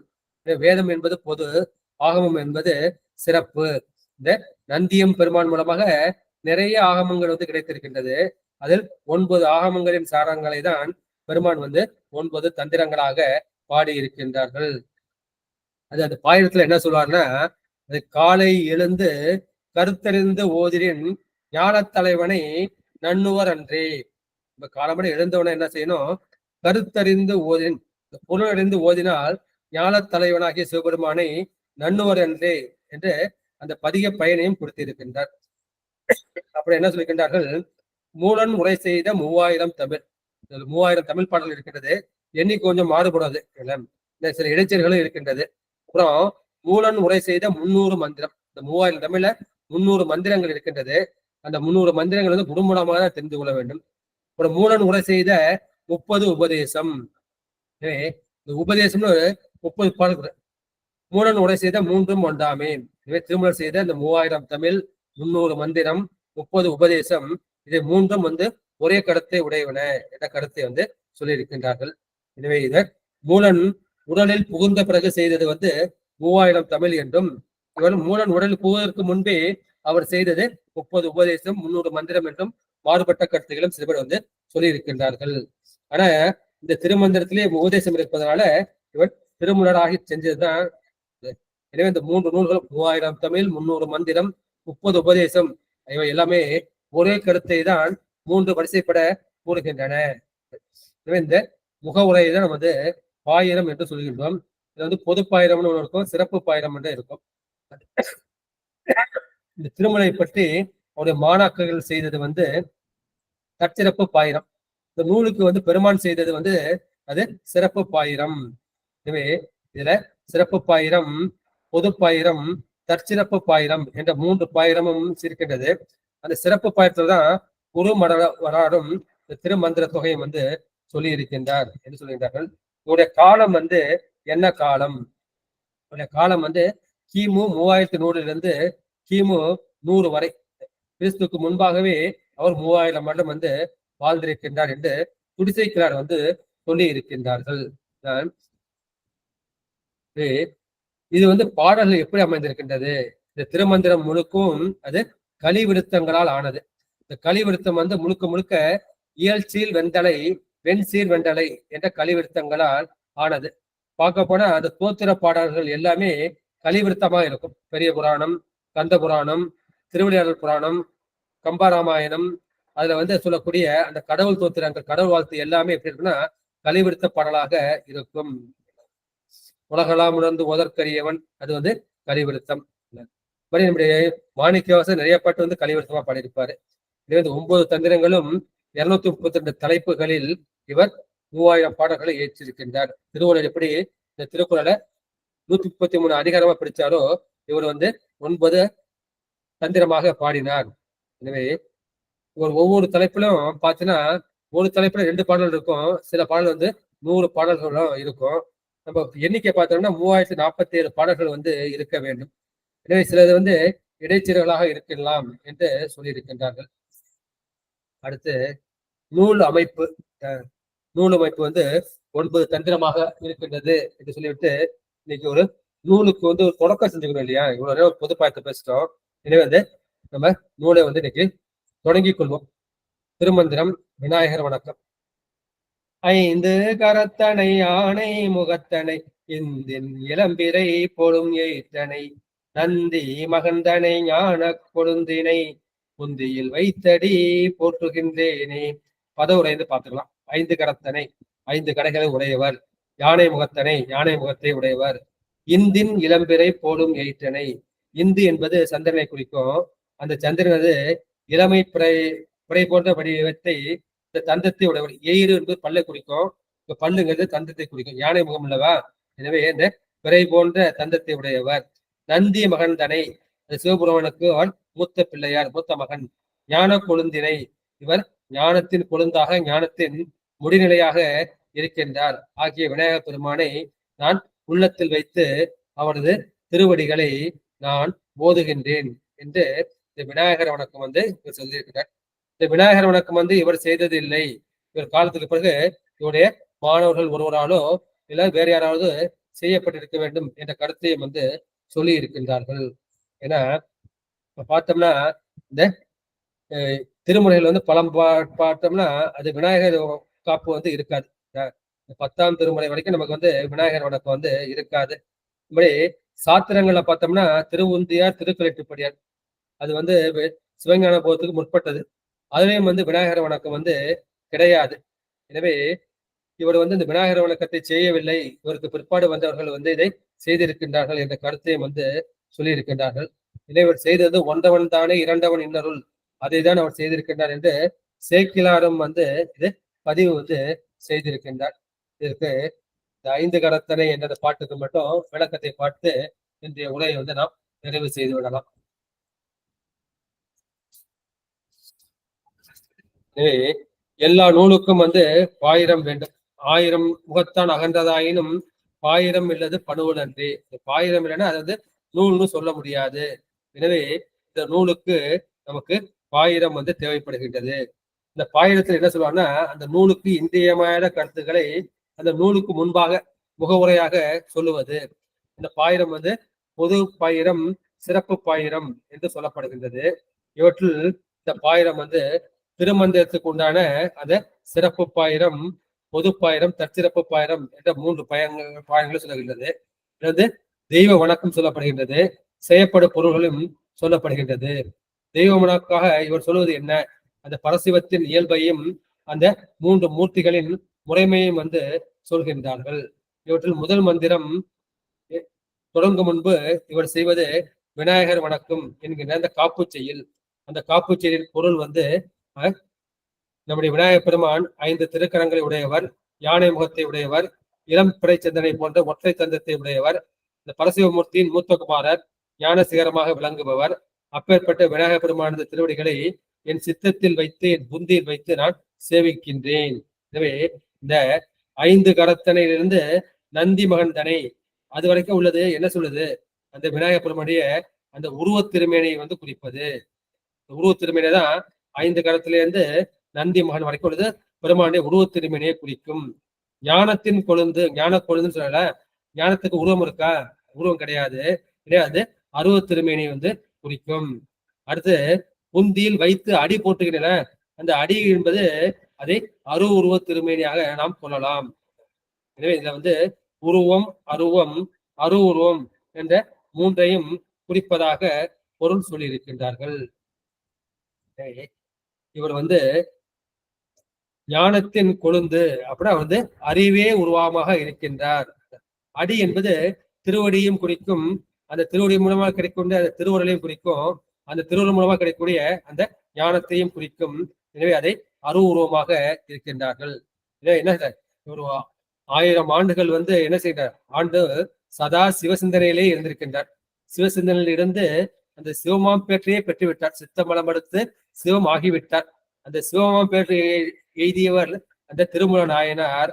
அவர் என்ன செய்கிறார், அந்த சிவபெருமானுடைய திருக்குமரனாகிய அந்த விநாயகப் பெருமான் யார், அந்த விநாயகப் பெருமான் வந்து சிவத்தை தவிர வேறல்ல. எனவே சிவனுக்கும் விநாயகருக்கும் எந்த வேறுபாடும் இல்லை என்பதை அனுபவம் மூலமாக அவர் அறிந்தவர். எனவே அந்த சிவத்துக்கு தான் நம்ம என்ன சொல்லுவோம், உருவம், அருவம், உருவம் என்கிற அந்த தடத்துல சொல்லுவோம். எனவே அந்த விநாயகருக்கும் அந்த 3 திருவடிவங்களை அமைத்து அருளினார். அதுல முதல்ல வந்து ஏன் வந்து உருவத்தை கூறினார், உருவம் தான் நமக்கு கண்ணுக்கு வந்து முதல்ல தென்படும். அதனால யானையை காட்டி, அதாவது யானை வரும் முன்னே, யானை வரும் பின்னே அதன் ஓசை வரும் முன்னே. எனவே இந்த யானையை காட்டி அதன் ஒளியை கேட்பிப்பது போல இவர் என்ன செய்கின்றார், பண்டை நற்றவத்தால் தோன்றியவர், பரமனை பத்தி பண்ணும் மரபில் வந்தவர், இந்த சகல ஆன்மாக்களுக்கும் எளிதில் ஈடுபாடு உண்டாக வேண்டும் அப்படின்னா அந்த திருவுருவத்தை சொன்னால்தான் அந்த உலகத்தால் பற்ற முடியும். நம்ம எல்லாம் என்ன செய்யணும், நம்ம உருவத்தை தான் பற்ற முடியும். அதுக்காக நம்ம கோயிலுக்கு வந்து போறோம். அருவத்தை நம்மால் வந்து பற்ற முடியாது. எனவே அவர் வந்து முதலில் வந்து உருவத்தை வந்து கூறினார். அதுல ஏன் முதல்ல கரத்தை கூறினார், 5 கரத்தனை என்றால் அந்த 5 கரங்கள் எல்லாமே வந்து பெருமானின் 5 தொழிலை குறிக்கக்கூடியது. பிறகு இச்சை, கிரியை, ஞானம் இருக்கு இல்லையா, அந்த 5 கரங்களும் அந்த 5 தொழில்களை 5 கிரிகைகளை வந்து குறிக்கும். அது என்ன செய்யும், அந்த பாசம் தரித்த கரம் வந்து படைத்தலை குறிக்கும், அங்குசம் இயந்திய கரம் வந்து அழித்தலை வந்து குறிக்கும், அபயகரம் வந்து காப்பதை, அஞ்சாதே என்று காப்பதை வந்து குறிக்கும். மோதகம் ஏந்திய கரம் வந்து அது மறைத்தலை வந்து குறிக்கும். மோதகம் என்று சொல்லக்கூடிய அதுக்குள்ள என்ன இருக்கும், உள்ளுக்குள்ள வந்து இந்த பூரணம் இருக்கும், மேல வந்து அந்த அரிசி மாவு வந்து மூடி இருப்பாங்க. எனவே அப்ப அது துரோண சக்தி இந்த பூரண பொருளை மறைத்திருப்பதை வந்து குறிக்கும். எனவே மோதகம் ஏந்திய கரம் வந்து அந்த மரத்தலை வந்து குறிக்கும். மரதகரம் வந்து அந்த அருளை வந்து குறிக்கும். எனவே அந்த 5 கரத்தும் 5 தொல்லை செய்வதால் அதை முதலில் கூறினார். 5 கரத்தனை ஆணை முதல். அப்புறம் யானை முகத்தனை. யானை வந்து எப்படி வந்து தோன்றியது, இது உங்களுக்கு எல்லாம் தெரிஞ்சுக்கலாம். பெருமானும் பெருமாட்டி என்ன செய்யறாங்க, அந்த சித்திரக்கூடத்துக்கு வந்து போறாங்க. அங்க வந்து ஒரு யானையின் உருவம் வந்து இருக்கின்றது. அதை வந்து பெருமான் வந்து பார்க்கின்றார். பெருமான் கூட அங்கிருந்து ஒரு யானை வந்து வருகின்றது. நம்முடைய உமைமை பார்க்கின்றார். அங்கிருந்து ஒரு பெண் யானை வந்து தோன்றுகின்றது. அந்த ஆண் யானையும் பெண் யானையும் சேர்ந்து விநாயகர் பெருமான் வந்து தோன்றுகின்றார் என்பதை நாம் எல்லோரும் வந்து அறிவோம். எனவே அந்த ஓங்காரத்தில் இருந்துதான், அந்த ஓங்காரம் என்பது என்ன, அது வந்து நாத வடிவம். அது வந்து பரநாதத்திலிருந்து தோன்றியது அந்த பிரணவ வடிவம். எனவே அவருக்கு பரஞானமும் அபரஞானமும் 2 தந்தங்களாக ஆயிட்டது. எனவே இந்த பரஞானம் அபரஞானம் அதான் அந்த 5 கரத்தனை யானை முகத்தனை இந்தின் இலைப்புறம் போலும் எயிற்றனை. இந்த எயிறு என்பது இந்த ஞானத்தையே குறிக்கும். அடுத்து வந்து அது தியாகத்தையும் வந்து குறிக்கும். ஏன்னா வியாச முனிவர் வந்து மகாபாரதத்தை எழுதுன்னு நினைக்கிறாரு. அப்ப வந்து பெருமான் வந்து அவருக்கு நிறைய வந்து ஸ்லோகங்களை கொடுக்குகிறார். 1,00,000 ஸ்லோகங்கள் வருது. அப்போ அவர் என்ன செய்யறாரு, என்னால எழுத முடியாது, எனக்கு எழுதுறதுக்கு ஒரு ஆள் வேணும்னு கொடுக்குறாரு. அப்ப சிவபெருமான் வந்து நம்முடைய விநாயகரை வந்து கொடுத்துட்டார். உடனே விநாயகர் பெருமான் என்ன செய்வாரு, எனக்கு எழுதுறதுக்கு இடம் வேணுங்கிறப்ப அந்த மேருமலை வந்து கொடுப்பார். எழுத்தாணி வேணும் இல்லையா, அப்ப என்ன செய்ய, தந்தத்தை வந்து ஒடிச்சுக்கிட்டு அதுலதான் அந்த மகாபாரதத்தை வந்து எழுதுவார். எனவே தியாகத்தின் அடையாளம் வந்து இந்த தந்தம். அவர் வந்து வியாசர் என்ன சொல்றாரு, நான் சொல்ல நீங்க எழுதிட்டு வரணும், நான் எழுதுற ஸ்பீடுக்கு நீ சொல்லணும். உடனே வியாசர் என்ன சொல்ற, பெருமான் சொல்லக்கூடிய அந்த வேகத்தை நம்ம சொல்ல முடியாதுன்னு அப்படின்னா சில இதுல சில மறைப்பொருளை வச்சு அந்த இடத்துல வந்து சிந்திக்க வைப்பார். அப்ப இவருக்கு மறுபடியும் பாடல் தோன்றும். எனவே இதான் நந்தி மகன் சொல்ற வந்து பெருமான் தானே பிள்ளையாகின்றான் என்ற அந்த கருத்தை. அது மாதிரி பெருமான் தான் அந்த இடையூறுடைய போக்கக்கூடியவன். இந்த இடையூறை நீக்குவதும் வந்து அந்த சிவன் தான் விநாயகர் பெருமான் மூலம் உங்களுக்கு எல்லாருக்கும் தெரிஞ்சது. தச்சு விடுத்தலும் தாமடி இட்டலும் அச்சு முடிந்தது என்று உந்தி வர என்று பார்த்துக்கோம் இல்லையா. அந்த முப்புறத்துக்கு போகும்போது அந்த தேர்ல போய் பெருமான் காலை வைப்பாரு. காலை வச்சோடனே அது அச்சு முடிந்து விடும். விநாயகர் பெருமானை வழிபடவில்லை என்று விநாயகர் பெருமானை வந்து வழிபடுவார்கள். எனவே அருவ நிலையில் வந்து நம்முடைய சிவபெருமான் ஞானமே வடிவாக இருப்பார். எனவே அவருடைய மகன் வந்து ஞானத்தின் கொழுந்தாக இருப்பார். எனவே அந்த அடிதான் திருவருள். அந்த திருவருள் என்ன செய்ய வேண்டும், என்னுடைய புந்தியில் வந்து புக வேண்டும். மனம் புத்தி சித்தம் அகங்காரம் என்று சொல்லக்கூடிய அந்த கரணத்தில் வந்து அங்கே புக வேண்டும். புகுந்து என்ன செய்யணும், அது வெளிவந்துடக்கூடாது, அங்கேயே வந்து நிலைப்பட வேண்டும். எனவே அது வெளியில் பகராமல் அதை நிறுத்தி போட்டுகின்றேன். நான் எப்படி போட்டுகின்றேன், அதை மெய்யாலும் வாயாலும் மனத்தாலும் நான் போட்டுகின்றேன். இதை புந்தியில் வைத்ததுனால மன வணக்கம் செய்தது. எனவே நம்மை திருகரணத்தாலும் நான் பெருமானை போற்றுகின்றேன். எனவே பெருமான் வந்து பின்னமர நிற்கின்றார், பேதமர நிற்கின்றார்.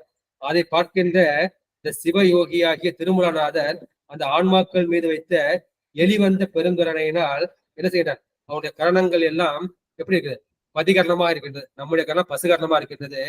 திருமணம் கரணம் எல்லாம் பதிகரணமாக மாறிவிட்டது. அப்போது என்ன செய்கிறார், ஞான சம்பந்தரை போல அவர் எனதுரை தனதுரையாக, அவர் அவனுரை தனதுரையாக உரைக்கின்றார். அப்போது எதற்கு வந்து காப்பு சொல்ல வேண்டும் என்றால், இந்த உலக வழக்கின்படி உலக வழக்கு எல்லோரும் வந்து விநாயகர் பெருமானை வழிபட்டு விக்னம் இல்லாமல் செய்ய வேண்டும். அதன் மூலமாக இந்த சிவயோகம் வாயிலாக இந்த சிவஞானத்தை பெற வேண்டும். அப்போது நம்ம அந்த ஆதாரம் சொல்லலையா, மூலாதாரம், சுவாதிஷ்டானம், மணிப்புரகம், அநாகரம், விசுத்தி, ஆக்கிய சகசிராரம் அப்படின்னு சொல்லப்ப அந்த ஆதாரத்துல அடிப்படையாக இருப்பது மூலாதாரம். இந்த மூலாதாரத்துல வந்து அந்த முக்கோண சக்கரம் இருக்கின்றது. அங்க வந்து 4 இதழ் தாமரை வந்து இருக்கின்றது. அந்த 4 இதழுக்கும் 4 அச்சரங்கள் இருக்கின்றன. அந்த 4 அச்சரங்களுக்குள்ள அங்கே விநாயகர் எப்படி இருக்கிறார், விநாயகர் பெருமான் தன்னுடைய புத்தி சித்தி என்ற 2 சக்திகளோடு அந்த மூலாதாரத்தில் எழுந்திருக்கின்றார். எனவே இது யோக நூல் இல்லையா. எனவே மூலாதாரத்தில் உள்ள அந்த மூல கணபதியை அவர் வந்து வணங்கிவிட்டு இதை நூலை ஆரம்பிக்கின்றார். எனவே இது யோக நூல் ஆகதால் அந்த மூலாதார கணபதியை இவர் வழிபட்டு ஆரம்பித்திருக்கிறார். சொல்லிட்டு இத முதல் பாடல், ஒன்றவன் தானே இரண்டவன் என் அருள் நின்றனன் மூன்றினில் நான் குணர்ந்தான் ஐந்து வென்றனாறு விரிந்தனன் ஏழும்பர் சென்றனன் தானிதன் தான் உணர்ந்தேட்டே. இது எண் அலங்காரம் என்று சொல். 1 2 3 என்று சொல்லக்கூடியது எண் அலங்காரம். இதுல என்ன சொல்றாரு? திரண்ட கருத்து என்ன? இந்த பரமசிவம் தான் எல்லாமாக இருக்கின்றது. 1ஆகவும் 2ஆகவும் 8ஆகவும் அது எல்லாமாகவும் இருக்கின்றது. ஒன்றவன் தானே, இந்த சிவபெருமான் ஒன்றாக இருக்கின்றான், ஒப்பற்றவனாக இருக்கின்றான், ஒப்பற்ற தலைவனாக இருக்கின்றான். அவன் இரண்டவன் இன்னொருள். அவன் பெருமான் ஒன்றாக இருந்தாலும் அவனுடைய அருள் சக்தி இருக்கின்றது. அப்போது சிவனும் அவனுடைய அருள் சக்தியும் என இரண்டாகவும் இருக்கின்றான். அவனே நின்றனன் மூன்றினுள். அப்போது அவன் எப்படி இருக்கின்றான்? அவன் அந்த மூன்றாக இருக்கின்றான். மூன்றுனா படைக்கும் கடவுளாகிய பிரம்மா, காக்கும் கடவுளாகிய விஷ்ணு, ஒடுக்கும் கடவுளாகிய அந்த ருத்ரன் ஆகிய மூன்றாகவும் இருக்கின்றான். அந்த நிலையில் அவன் எப்படினான்? அது 4 நிலைகளாக இருந்து அவன் ஐம்பொறிகளை வென்று அந்த 6 ஆதாரங்களையும் கடந்து, ஏற்கனவே சொல்ல 6 ஆதாரம் கடந்து அது அந்த சகசிரத்தை அடைந்து 7வதாகிய இந்த துவாதசாந்த பிறவழி. துவாதசாதனா உச்சிக்கு மேல் 12 அங்குலம், தோம்னா 2, தசம்னா 10, துவாதசம்னா 12. இந்த 12வது திசையை நம்ம துவாதசம், ஏகாதசினா 11, துவாதசினா 12.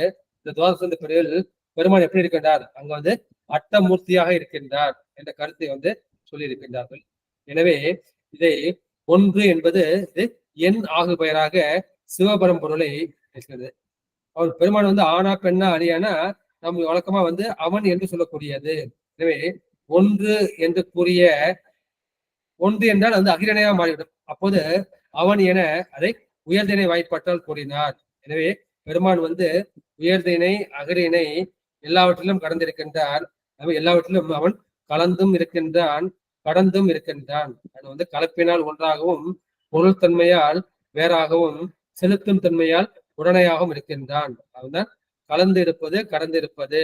இது உள்ளே இருப்பது. பெருமான் உள்ளேயும் இருக்கின்றார், கடந்தும் இருக்கின்றார். ஏன்னா அவர் கடவுளாக இருக்கின்றார் என்ற அந்த கருத்தை சொல்கின்றார்கள்.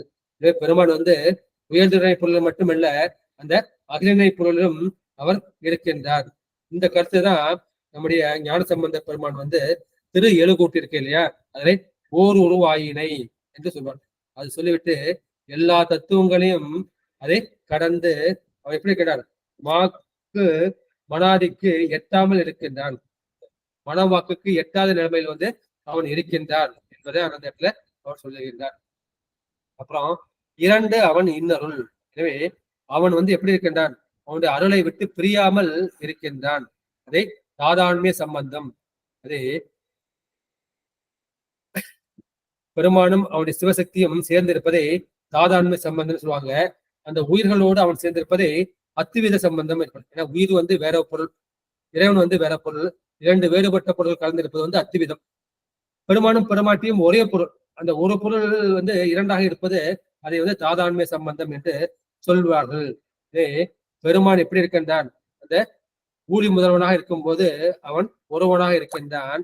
அவன் சிருஷ்டிக்கும் போது உலகத்தை எல்லாவற்றையும் அவன் ஒடுக்குகின்றான் இல்லையா, மகா சங்கார காரணத்துல எல்லாவற்றையும் ஒடுக்கி விட்டு அவன் ஒருவனாக மட்டுமே இருப்பான். அப்போது மறுபடியும் என்ன செய்யறான்? அந்த மகா சங்காரம் முடித்து விட்டு சிருஷ்டியை ஆரம்பிக்க வேண்டும், படைத்தலை ஆரம்பிக்க வேண்டும். அப்போது என்ன செய்வான்? கடைசியாக சக்தியை தனக்குள் ஒடுக்குவான். அந்த ஒடுக்கிய சக்தியை வெளிக்கொண்டு வருவான். எனவே தன்னிலிருந்து வெளிப்பட்ட அந்த அருளை பிரித்து அதற்கு சக்தி என பொருள் கொடுத்து என்ன செய்கின்றார்? அதற்கு 5 துளிகளையும் சக்தியின் மூலமா தான் அவர் செய்கின்றார். இதான் ஓர் உருவாயினை சொல்லிட்டு மானாங்காரத்து ஈரு இயல்பு ஆயினை அந்த எழுகூற்றுக்கள் ஞானசம்பந்தன் சொல்வார். எனவே பெருமான் என்ன செய்வார்?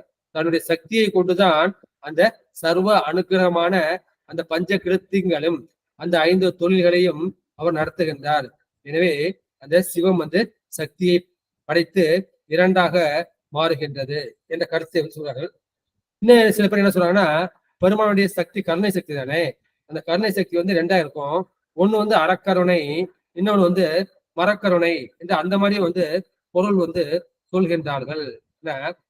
ஒருத்தர் மருத்துவம் ஒருத்தர் இருக்கான், ஒருத்தருக்கு வந்து இனிப்பு மருந்து கொடுக்கலாம், இன்னொருத்தர் வந்து கசப்பு மருந்து கொடுக்கலாம். அது வியாதிக்கு தகுந்த மாதிரி கொடுக்குற மாதிரி பெரும்பாலும் நல்லது செய்வதற்கு வந்து அந்த அறக்கருணையாகவும், இந்த பாவம் செய்வதற்கு மரக்கருணையாகவும் இருந்து அந்த பயனை வந்து கொடுக்கின்றான்.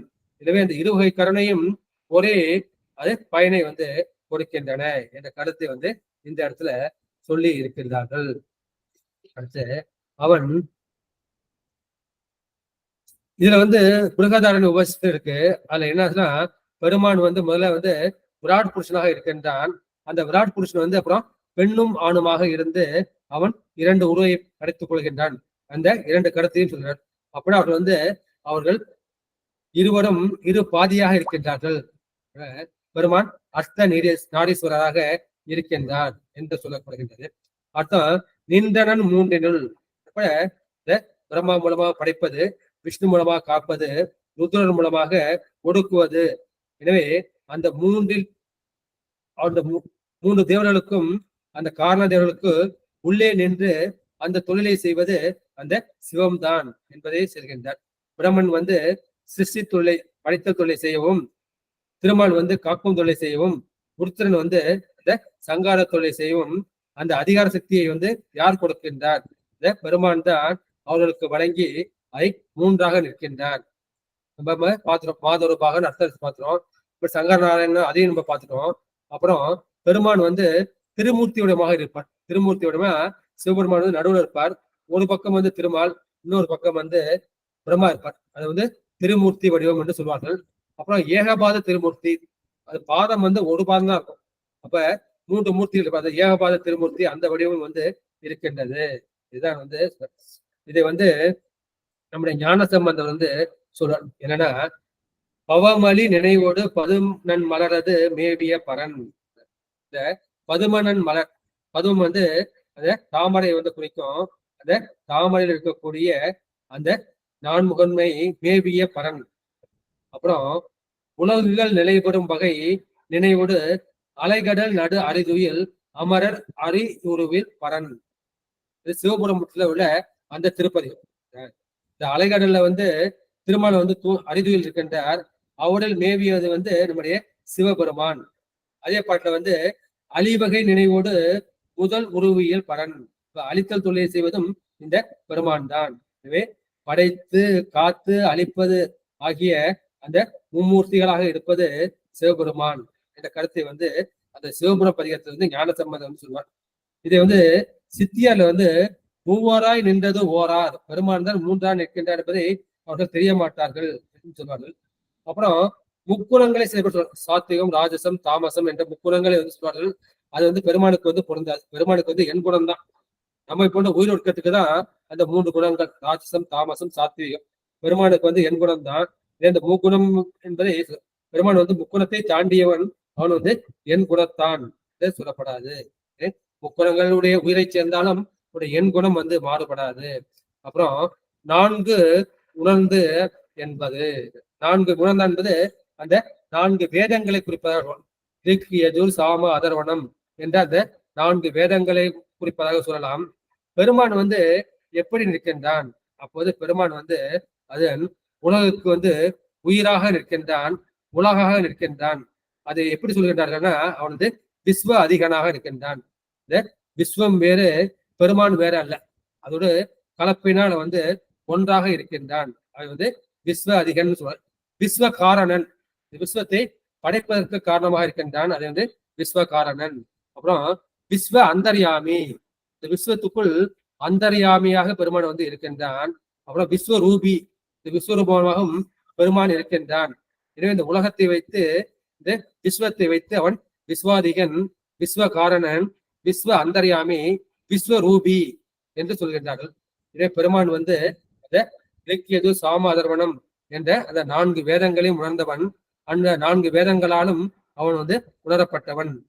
நம்ம வேதங்கள் ஐயா என ஓங்கி ஆழ்ந்து அகன்ற நுண்ணியனே என்று சொல்லியிருக்கிறார்களே. 4 வேதம் மறையுமாய் மறையின் பொருளுமாய் என் மனத்திடை மன்னிய மன்னே என்பார். அருமறைக்கும் எட்டாத தத்துவனே என்று நம்முடைய அப்பர் பெருமான் வந்து பாடுவார். எனவே பெருமான் வந்து வேதமாக இருக்கின்றான், வேதத்தின் பொருளாக இருக்கின்றான், வேதத்தின் ரூபமாக வந்து இருக்கின்றான், வேத மொழிமானாக இருக்கின்றான். எனவே பெருமான் வந்து பெருமையை வந்து இந்த உரைப்புறமானத்தில் நாம் அடக்க முடியாது. வந்து 5 வென்றனன் 5 வென்றனன் வந்து நம்மகிட்ட 5 பொறிகள் இருக்குது. மெய்வாய் கண்மூக்கு செவி, அவை வந்து சுவை ஒளி ஊறு ஓசை நாற்றம் என்ற அந்த 5 புலன்களை சென்று பற்றுகின்றது. எனவே இந்த உயிர்கள் வந்து அந்த 5 பொறிகள் வாயிலாக 5 புலன்களை சென்று பற்றாமல் வந்து அடக்கியவன். இந்த 5 பகைவர்களையும் 5 வேடர்களையும் ஐம்புல வேடரில் அயன்றன அந்த 5 பகைகளையும் வந்து வென்றவன் அந்த இந்திரியங்களை வந்து வென்றான். எனவே இந்த இந்திரியங்கள்லாம் நமக்கு சேஷ்டை பண்ணது இல்லையா? ஆனா அந்த மாதிரி இந்த சிவஞானிகள் வந்து சேஷ்டை பண்ணாது. ஏன் சேஷ்டை பண்ணாதுன்னா, சிவபெருமான் அவற்றை வந்து வென்று விட்டான். வென்று விட்டு அவருடைய அந்த பொறிகள் எல்லாம் என்ன செய்கின்றது? அது சிவப்பொறிகளாக சிவகர்ணங்களாக மாறிவிட்டது. இந்த கருத்தை வந்து இந்த இடத்துல வந்து சொல்லுகின்றார்கள். பெருமான் வந்து இயல்பே வந்து வெல்லுவது. அடுத்து வந்து 5ங்கிறது 5 அவஸ்தைகளை வந்து சொல்லுவாங்க.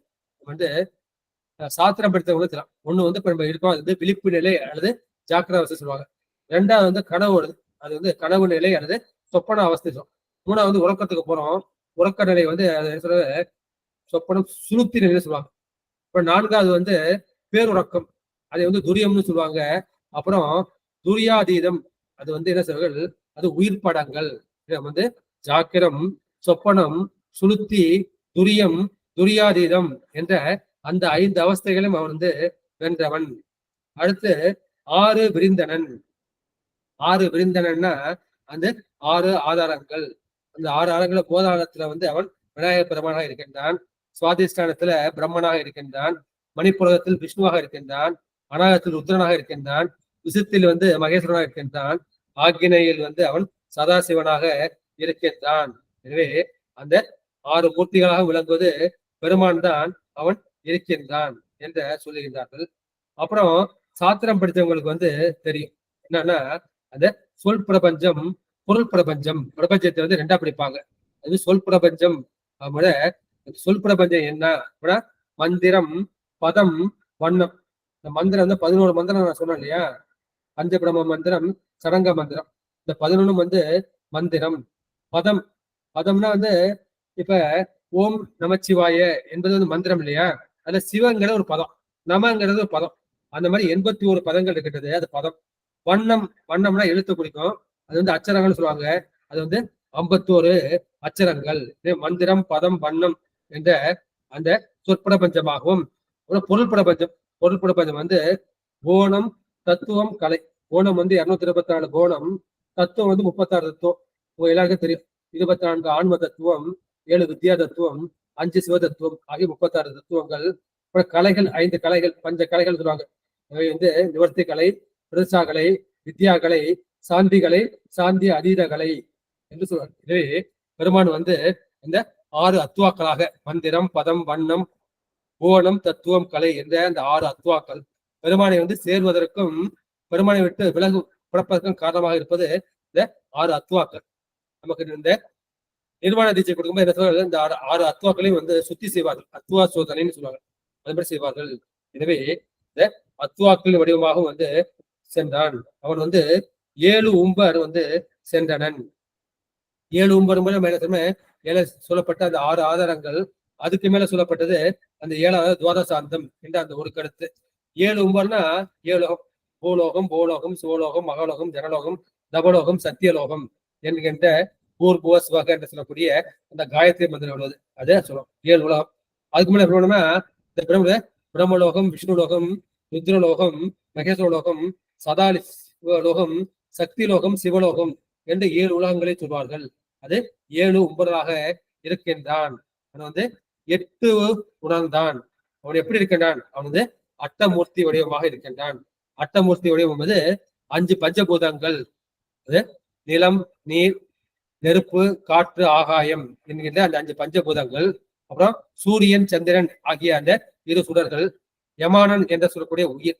இவர் தான் வந்து என்ன சொல்ல அட்டமூர்த்தி வடிவம் என்று சொல்லப்படுகின்றது. அதாவது ஆ என்பது அந்த அகர வடிவமாக இருக்கின்றான் என்ற கருத்து கூட. அப்ப 8 2 பெருமான் வந்து எட்டாகவும் இருக்கின்றான், இரண்டாகவும் இருக்கின்றான். எட்டுன் இரண்டு அரியணை பட்டி மண்டபம் ஏற்றினை ஏற்றினை என்று சொல்கின்றார்கள். இந்த பெருமான் வந்து அகர உயிர் போல அவன் அறிவாக இருப்பான். பெருமாட்டி வந்து ஓரமாக இருந்து நம்மை வந்து காப்பாற்றுவாள். அவன் பெருமானுக்கு எண் குணங்கள் இருக்கின்றது என்ற அந்த எண் அலங்காரத்தை சொல்வதாக இந்த பாட்டிலை வந்து சொல்வார்கள். இதற்கு இன்னும் வந்து வேறு பொருளும் வந்து சொல்வார்கள். என்ன சொல்வாருன்னா, பெருமானுக்கு வந்து லய சிவன், போக சிவன், அதிகார சிவன் இந்த 3 சிவன் வந்து இருக்கின்றார். நம்ம சிவதத்துவம் தெரிஞ்சா உங்களுக்கு தெரியும். சிவதத்துவம் வந்து அந்த நாதம், விந்து, சதாசிவம், மகேஸ்வரம், சுத்த வித்தைன்னு 5 இருக்கு. அதை பார்த்தோம்னா அந்த நாதம், விந்து அது சிவசக்தி, அது ரெண்டும் வந்து அருவம். அந்த அருவம் ரெண்டும் சேர்ந்து வந்து லயம், அது வந்து லய சிவம்னு சொல்லுவாங்க. போகசிவம் வந்து அந்த சதாசிவம், அது அருவம் அல்ல, உருவம் அல்ல, அது வந்து அரு உருவம். அது வந்து போகசிவம், நமக்கு வந்து இகபோகத்தையும் பரபோகத்தையும் கொடுக்கின்றது. அப்போ பெருமான் வந்து போகமூர்த்தியாக இருக்கின்றார். அதுக்கு கீழே உள்ள அந்த மகேஸ்வர தத்துவம் சுத்த வித்தை, அது வந்து அதிகார சுத்த வித்தையில தான் இந்த பிரம்மா, விஷ்ணு, ருத்ரலாம் இருப்பாங்க. இந்த மகேஸ்வர மூர்த்தங்கள்லாம் இருக்கும். அதான் அதிகாரத்தில் அது வந்து லயசிவம், போகசிவம், அதிகார சிவம் வந்து 3ஆகவும் வந்து பிரிப்பார்கள். நம்ம ஏற்கனவே சொன்ன மாதிரி அந்த 4 வேதங்கள் மட்டும் இல்லாம அம்மா சொன்ன மாதிரி 4 புருஷார்த்தங்கள், அந்த அறம், பொருள், இன்பம், வீடு என்று சொல்வார்கள். அப்புறம் 7 என்பது இந்த சகசிராரத்தை குறிக்கும். 6 தாண்டி 7 வந்து இந்த சகசிராரத்தில் பெருமான் வந்து இருப்பதை குறிக்கும்.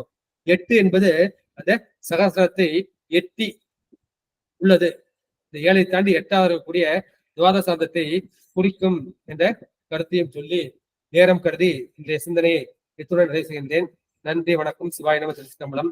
ஆறிரு தளந்தோள் வாழ்க, அறுமுகம் வாழ்க, வெற்பை ஒரு செய் தனிவேல் வாழ்க, குக்குடம் வாழ்க, செவ்வேல் ஏரிய மங்கை வாழ்க, யானை தன் மணங்கு வாழ்க, மாறிலா வள்ளி வாழ்க, வாழ்க சீர் அடியார்.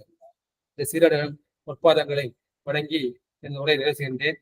நன்றி, வணக்கம். சிவாய நம. திருச்சிற்றம்பலம், தில்லையம்பலம், செச்சபேசா, சிதம்பரேசா, சிவசிதம்பரம், சிவசுப்பிரமணியம், சிவசுப்பிரமணியம், சிவசுப்பிரமணியம்.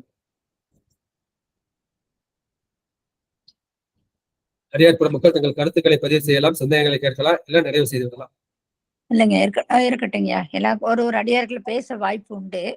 அதனால அடியார்கள்லாம் பேசுறது கண்டிப்பா பேசி என்ன அனுபவம் அவங்க சொல்லணும் இல்லைங்களையா, அது பேச எப்படியுமே நான் நிறைவு செய்யறத நம்ம நல்ல அருமையான கருத்தை எடுத்து சொன்னீங்கய்யா. திருமந்திரம்னா என்ன அப்படின்றது முதல்ல ஆரம்பத்துல திருமந்திரத்தை படி எப்பவுமே நம்ம வந்து திருமந்திரம் ஆகுதுன்னா திருமண நாயனருடைய வரலாறு சொல்லி நம்ம ஆரம்பிப்போம். ஆனா நீங்க எடுத்துமே இந்த திருமந்திரத்தினுடைய சிறப்பை எடுத்து சொல்லி இது வந்து 10ஆம் திருமுறை, இதனுடைய சிறப்பு என்ன அப்படின்ட்டு ஒவ்வொன்னா அழகா எடுத்து விளக்கம் கொடுத்தீங்கய்யா. ரொம்ப சிறப்பா இருந்தது. என்ன கடவுள் வாழ்த்து, வேத சிறப்பு, இந்த மாதிரி ஆகம சிறப்பெல்லாம் பத்தி எல்லாத்தையும் எடுத்து சொல்லிட்டு அதுக்கப்புறம் இதுல என்ன இருக்கு அப்படின்னா மந்திரம், தந்திரம், உபதேசம், இதுல என்ன நமக்கு கொடுக்குதுன்னா யோகம், சரியே ஞானம் அப்படிலாம் கொடுக்கறதா சொன்னீங்க. மந்திர வகையை எடுத்து சொன்னீங்க. இந்த மந்திர வகையில எப்படி எப்படி நம்ம பண்ணணும், எப்படி வாய் விட்டு சொன்னா எந்தெந்த இடத்துல எந்தெந்த சிறப்பு, வாய் விட்டு சொல்லணுமா, மனநமா சொல்லணுமா, பூஜை ரூம்ல சொன்னா என்ன சிறப்பு, கோயில போய் சொன்னா என்ன சிறப்பு, கடற்கரைகள்ல போய் என்ன சிறப்புன்னு சொல்லி ஒவ்வொன்றா அழகா எடுத்து விளக்கம் எடுத்து கொடுத்தீங்க.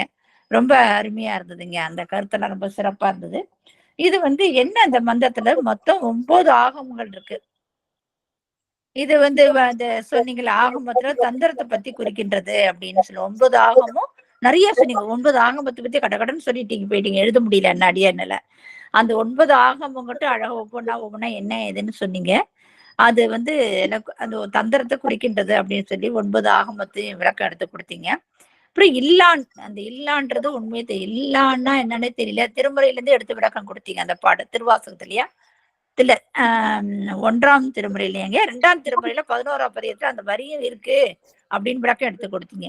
இல்லான் விளக்கம், இல்லத்தில் ஆள்பவன், இல்லத்தில் வாழ்பவன், இல்லத்தில் ஆடியவன் அப்படின்ற கூட விளக்கம் சொல்லலாம். ஒன்றும் இல்லாதவன் அப்படின்றத அழகா எடுத்து விளக்கம் கொடுத்தீங்கயா. கலிவிருத்த வந்து மொத்தம் இந்த தலைப்புல 9ஆம் தந்திரத்து வரைக்கும் நமக்கு 238 தலைப்புகள் இருக்குன்னு சொன்னீங்க. ஆனா கலிவிருத்தமா தான் அந்த பாடல்லாம் பாடி இருக்கிறாங்க. ரொம்ப சிறப்பான வரியில இந்த கலிவிருத்தம் எளிமையா இருக்கும், எல்லாருக்கும் உலகெல்லாம் உணர்ந்து ஓதற்கறிவுன்னு எல்லாருமே பாடிடுவாங்க. அம்மா கலிவிருத்தமா தான் இந்த எல்லா பாடலும் பாடி இருக்கிறாங்க. மொத்தம் 3347 பாடல்கள் இதுல அடங்கியிருக்கு அப்படின்னு சொன்னீங்க. அந்த 4 வகையான அச்சத்தை சொன்னீங்க. மூலாதாரத்துல இருந்து எப்படி அழகா ஒவ்வொன்னா எடுத்துட்டு போய் அந்த சகஸ்திரத்துக்கு வந்து சகஸ்திரத்துல இருந்து என்னென்ன அந்த விளக்கம்லாம் எடுத்து அழகா எடுத்துக்க ரொம்ப சிறப்பான முறையில ஒவ்வொன்றத்துக்கும் விளக்கம் எடுத்து கொடுத்தீங்கயா. அதுக்கப்புறம் திருமூலருடைய அந்த வரலாற்று சிறப்பு எல்லாத்தையும் சொல்லி முடிச்சுட்டு நேரம் கருதி நீங்க என்ன பண்ணீங்க, பாடலுக்கு வந்துட்டீங்க. பாயிரம்னா என்ன, பாயத்தோட சிறப்பு என்ன, இதுல என்னென்ன இருக்கு, இந்த 2 3 தந்திரங்கள் அதுல இருக்கு, பாயத்துல என்ன பாடல் பாடல் அப்படின்னு சொல்லி சிந்திக்கலாம்னு சொல்லிட்டு அந்த 5 கர்த்தனையும் யானை முகத்தை அந்த பாடல் ரொம்ப அழகா எடுத்து கொடுத்தீங்க.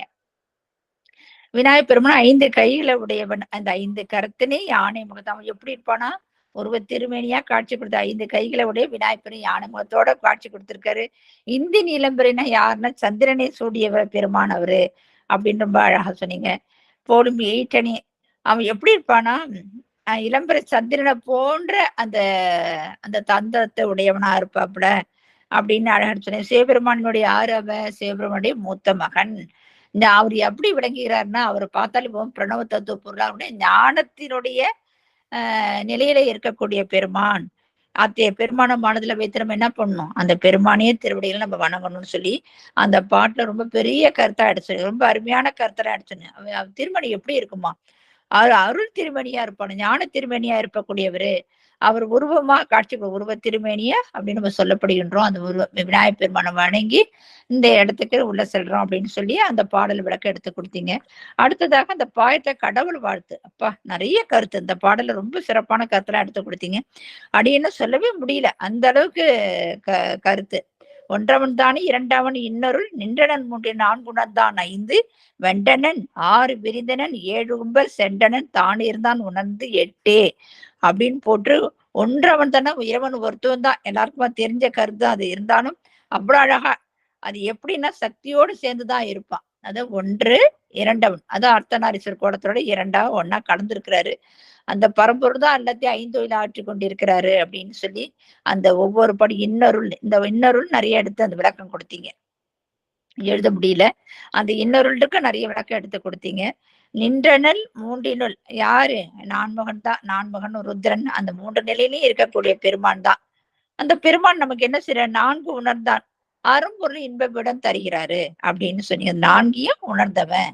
அதுக்கு அடுத்தது என்ன, 5 வெண்டன, 5 பொருள்களை நம்ம வெண்டிட்டா என்ன பண்ணலாம், 6 விருந்தினன்னு சொல்லுவாங்க. 5 விரதாத மெய்வாய் கண் மூக்கு செவின்ற 5 பொருள்களை வெண்டிட்டா அந்த மூலாதாரம் சுவாதிஷ்டானம் மணிப்பூரகம் அநாதகம் விசித்தியாஞ்சி அந்த 6 ஆதாரங்களை விருந்திருக்கக்கூடிய அந்த பெருமானை 7வது இடத்த சகஸ்திரத்துல கொண்டு போய் வச்சு விளங்கக்கூடிய இருக்க பெருமானை நினைச்சு அந்த 8 பொருளாக அவன் தான் விளங்கிட்டு இருக்கான்னு சொல்லி அந்த பாடலுடைய எடுத்து விளக்கம் ரொம்ப அருமையா கொடுத்தீங்க. அந்த விளக்கமும் ரொம்ப சிறப்பா கொடுத்தீங்க. ஒவ்வொன்றும் என்ன சிறப்பு அப்படின்னு சொல்லி எல்லாமே அழகா விரித்து கொடுத்துருக்கீங்கய்யா. அந்த அந்த என்ன சொல்றது, அந்த 5 தொழில் படைக்கிறதுக்கும் ஒவ்வொன்றுத்துக்கும் எடுத்து அழகா விளக்கம் கொடுத்தீங்க. அடியேன் இதோட முடித்துக் கொள்கிறேன். சிவாய நம. ஆனா அடியார்கள் இருந்து நீங்க சொல்லிட்டு வாழ்த்து பாடல் 2 3 அடியார் பேச வச்சுட்டுதான் வாழ்த்து பாடல் சொல்ல போறோம். அடியார்கள் உங்களை உணர்ந்த கருத்தை யார் சொல்றீங்கன்னு கை தூக்குனீங்கன்னா அவங்களுக்கு வாய்ப்பு கொடுப்பாங்கம்மா. சிவாய நம. யாரா பேச விருப்பம் இருக்கிறவங்க சொல்லலாம். யார் பேசுறீங்க? சொல்லுங்க. கலைவாணி அம்மா சொல்லுங்க. சிவாய நம்ம சிவாய நம்ம ஐயா, நீங்க ஒரு கடல் போல எனக்கு சொன்னீங்க ஐயா. ஒண்ணுமே புரியல, ஆனாலும் இந்த பிள்ளையார் அப்பாவை பத்தி இவ்வளோ இருக்குன்னு உணர்ந்துகிட்டேன்.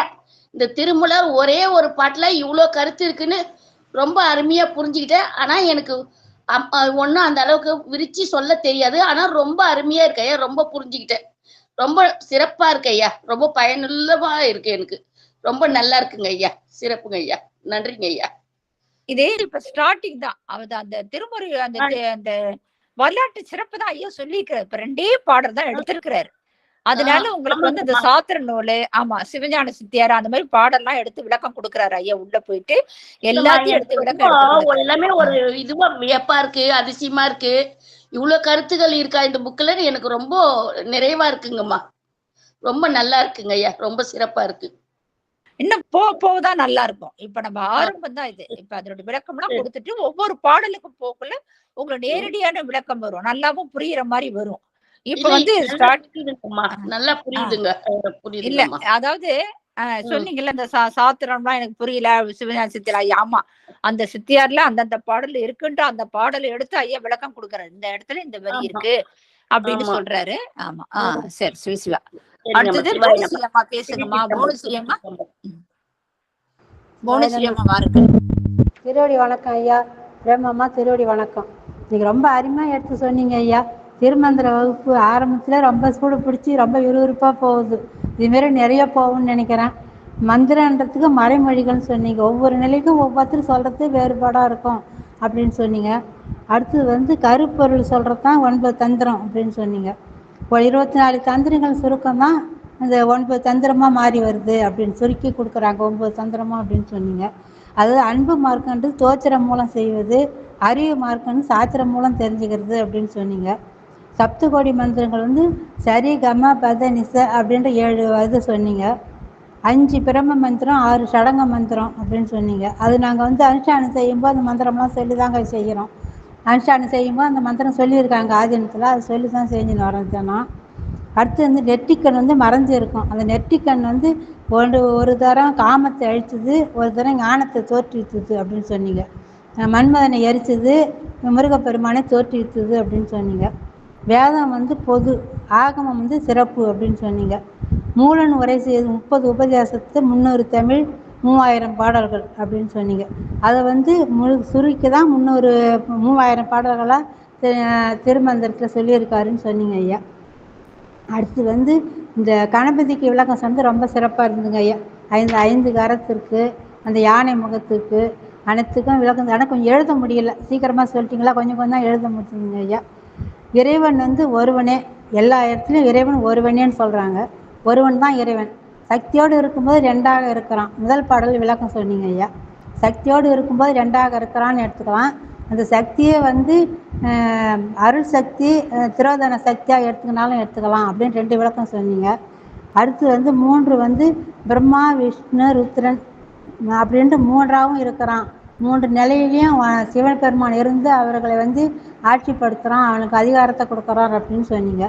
4 வேதங்களாக இருக்கிறார். ரிக், யஜுர், யாமம், சாமம், அதர்வனம் என்று 4 வேதங்களாகவும் இருக்கிறாரு அப்படின்னு சொன்னீங்க. அடுத்து 5 பூதங்களை வென்று, 5 பூதங்கள் நம்முடைய 5 பொறிகளையும் வென்று, அந்த 5 பொறிகளும் உலக பக்கம் மாய பக்கம் போகாமல் இறைவன் திருவடியாக நினைந்து இருக்குமாறு நம்மளுக்கு உணர்த்துறாரு. அது வென்று வர்றதுக்கு நம்மளுக்கு தகுதியை கொடுக்குறாரு அப்படின்னு சொன்னீங்க ஐயா. அடுத்து 6 ஆதாரங்கள், மூலாதாரம், சுத்தி, விசிஷ்டி அப்படி மறந்துட்டு அந்த 6 ஆதாரங்களின் மூலமாக போய் 7ஆவதாக இருக்கிற இந்த சிவலோகத்தில் இருக்கிற பெருமானை பார்க்கறது தான் ரொம்ப சிறப்பு அப்படின்னு சொன்னீங்க ஐயா. அடுத்து ரொம்ப சிறப்பாக நல்லா சொன்னீங்க ஐயா. ரொம்ப நல்லா புரிஞ்சுது. ஆனால் எழுதுறது தான் கொஞ்சம் கஷ்டமாக இருந்து, வேகமாக சொன்னீங்க, எழுத முடியல. ஓரளவுக்கு உள் வாங்கி அதை தாங்க ஐயா சொன்னேன். ரொம்ப சிறப்பாக இருந்துங்க ஐயா. இப்படியே நீங்கள் தொடர்ந்து நல்ல விளக்கமாக சொல்லுங்க ஐயா. அந்த புரியாத மண்டிக்கெல்லாம் கூட சரியான புரியுற அளவுக்கு தெரியுது ஐயா. திருச்சிற்றம்பலம். நன்றிங்க ஐயா. திருவடி வணக்கம். திருச்சிற்றம்பலம். அது யூடியூப்ல வருங்கம்மா. யூடியூப்ல வரக்குள்ள நீங்க பொறுமையா ஒவ்வொரு வார்த்தையா நிதானமா பார்த்து நீங்க எழுதிக்கலாம். இப்ப ஐயாவுடைய இயல்பு இப்படிதான் சொல்வாரு. ஆனா ஐயா அப்படி சொல்லக்கூட நம்ம 2வது ஒரு தடவை உங்களுக்கு புரியலன்னா, இப்ப முதல்ல ஆரம்பத்துல இந்த 9 ஆகமங்கள் சொன்னாங்க இல்லையா, அடியனு 1, 2 தான் எழுத முடியல. அது மறுபடியும் நம்ம ரிப்பீட் பண்ணி நம்ம ஒரு தடவை கேட்கக்குள்ள அந்த கரெக்டா அது எல்லாத்தையும் நம்ம எழுதுறதுக்கு வசதியாவும் இருக்கும். இன்னொரு தடவை கேளுங்க. ஆரம்பத்துல உட்காந்து கொஞ்சம் பொறுமையா நிதானமா அந்த யூடியூப்ல பதிவிடக்குள்ள, அதுதான் ஐயா யூடியூப் பதிவிடுங்க அப்படின்னு சொன்னாரு. நீங்க அதெல்லாம் மறுபடியும் ஒரு தடவை கேட்கக்குள்ள இன்னும் நல்லா உங்களுக்கு இன்னும் நல்லா விளக்கம் புரியும். இது இதோட கேட்கறது மட்டும் இல்லாம மறுபடியும் கேட்டு போய் நம்ம இது ஒரு என்ன சொல்றது, ஒரு ஆன்மீக பாதையை வழிவகுத்து கொடுக்கக்கூடிய ஒரு நூல், திருமந்திர நூல். நம்ம எப்படி எங்க போய் சேர போறோம் அப்படின்ற நூல், யோக நூல் அது. அது நம்ம கத்துக்கணும், நல்லா படிக்கணும், எல்லாருமே கேட்கணும். அதாவது கற்றல் கேட்டல் சிந்தித்தல் மாதிரி ஐயா சொல்றது நம்ம கேட்கறது மட்டும் இல்லாம அது அது மாதிரி உணரணும். அது மாதிரி கற்றல் கேட்டல் சிந்திக்கணும், அந்த பாடலுடைய சிந்திக்கணும் அப்படின்னு சொல்லிதான் இந்த பதிவுலாம் நீங்க கேட்டு உய்வு பெறணும் அப்படின்னு தான் அந்த ஐயா நமக்கு இப்ப எடுத்திருக்கிறாரு. இது நல்லா கேட்கணும். இது சும்மா ஆரம்பம் உங்களுக்கு சரியா உங்களுக்கு அதாவது சித்தாந்தம் நிறைய எடுத்து சொன்னாரு.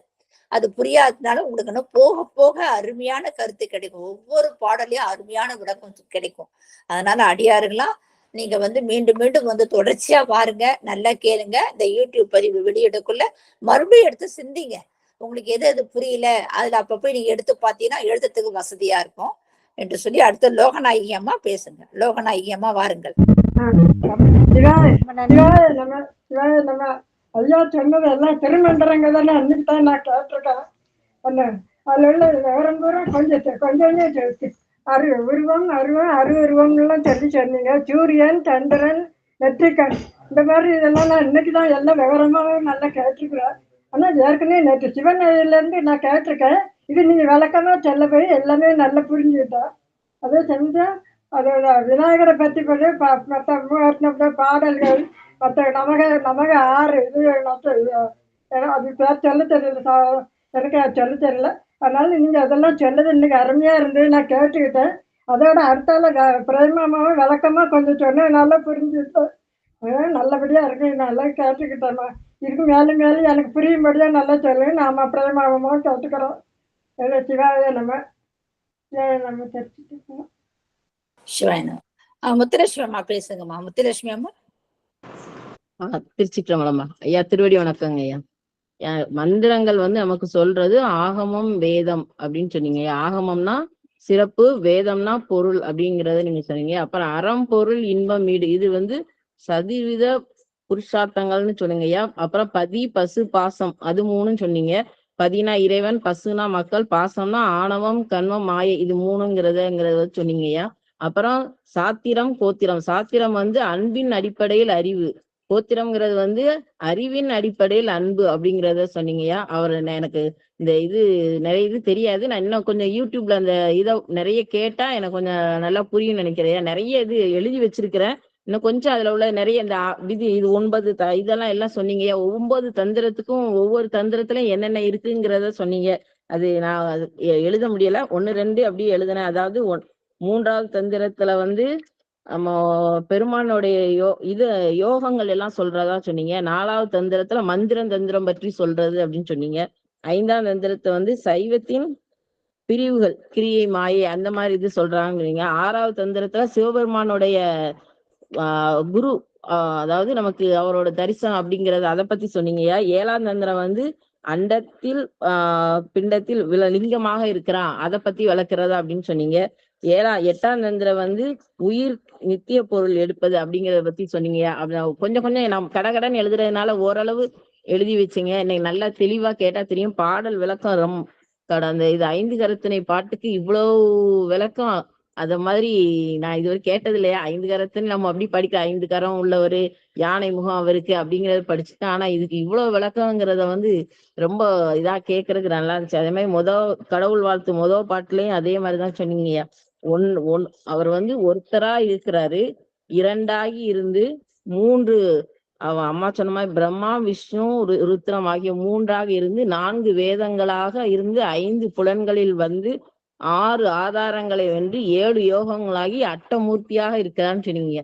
ரொம்ப சிறப்பா இருந்ததுங்க. இன்னும் கொஞ்சம் கேட்டேன்னா எனக்கு இந்த அதுல உள்ள அர்த்தங்கள் நிறைய புரிஞ்சுருங்க. திருமூலர், அதாவது திருமந்திரங்கிறது வந்து நம்ம சும்மா பார்த்தோம், ஆனா திருமூலரை பத்தி அவ்வளவு இதா அவரோட கதையை சொன்னீங்க. திருமந்திரம்னா என்னது அப்படிங்கறத பத்தி நிறைய சொன்னீங்க. ரொம்ப சிறப்பா இருந்தீங்க. நன்றிங்க.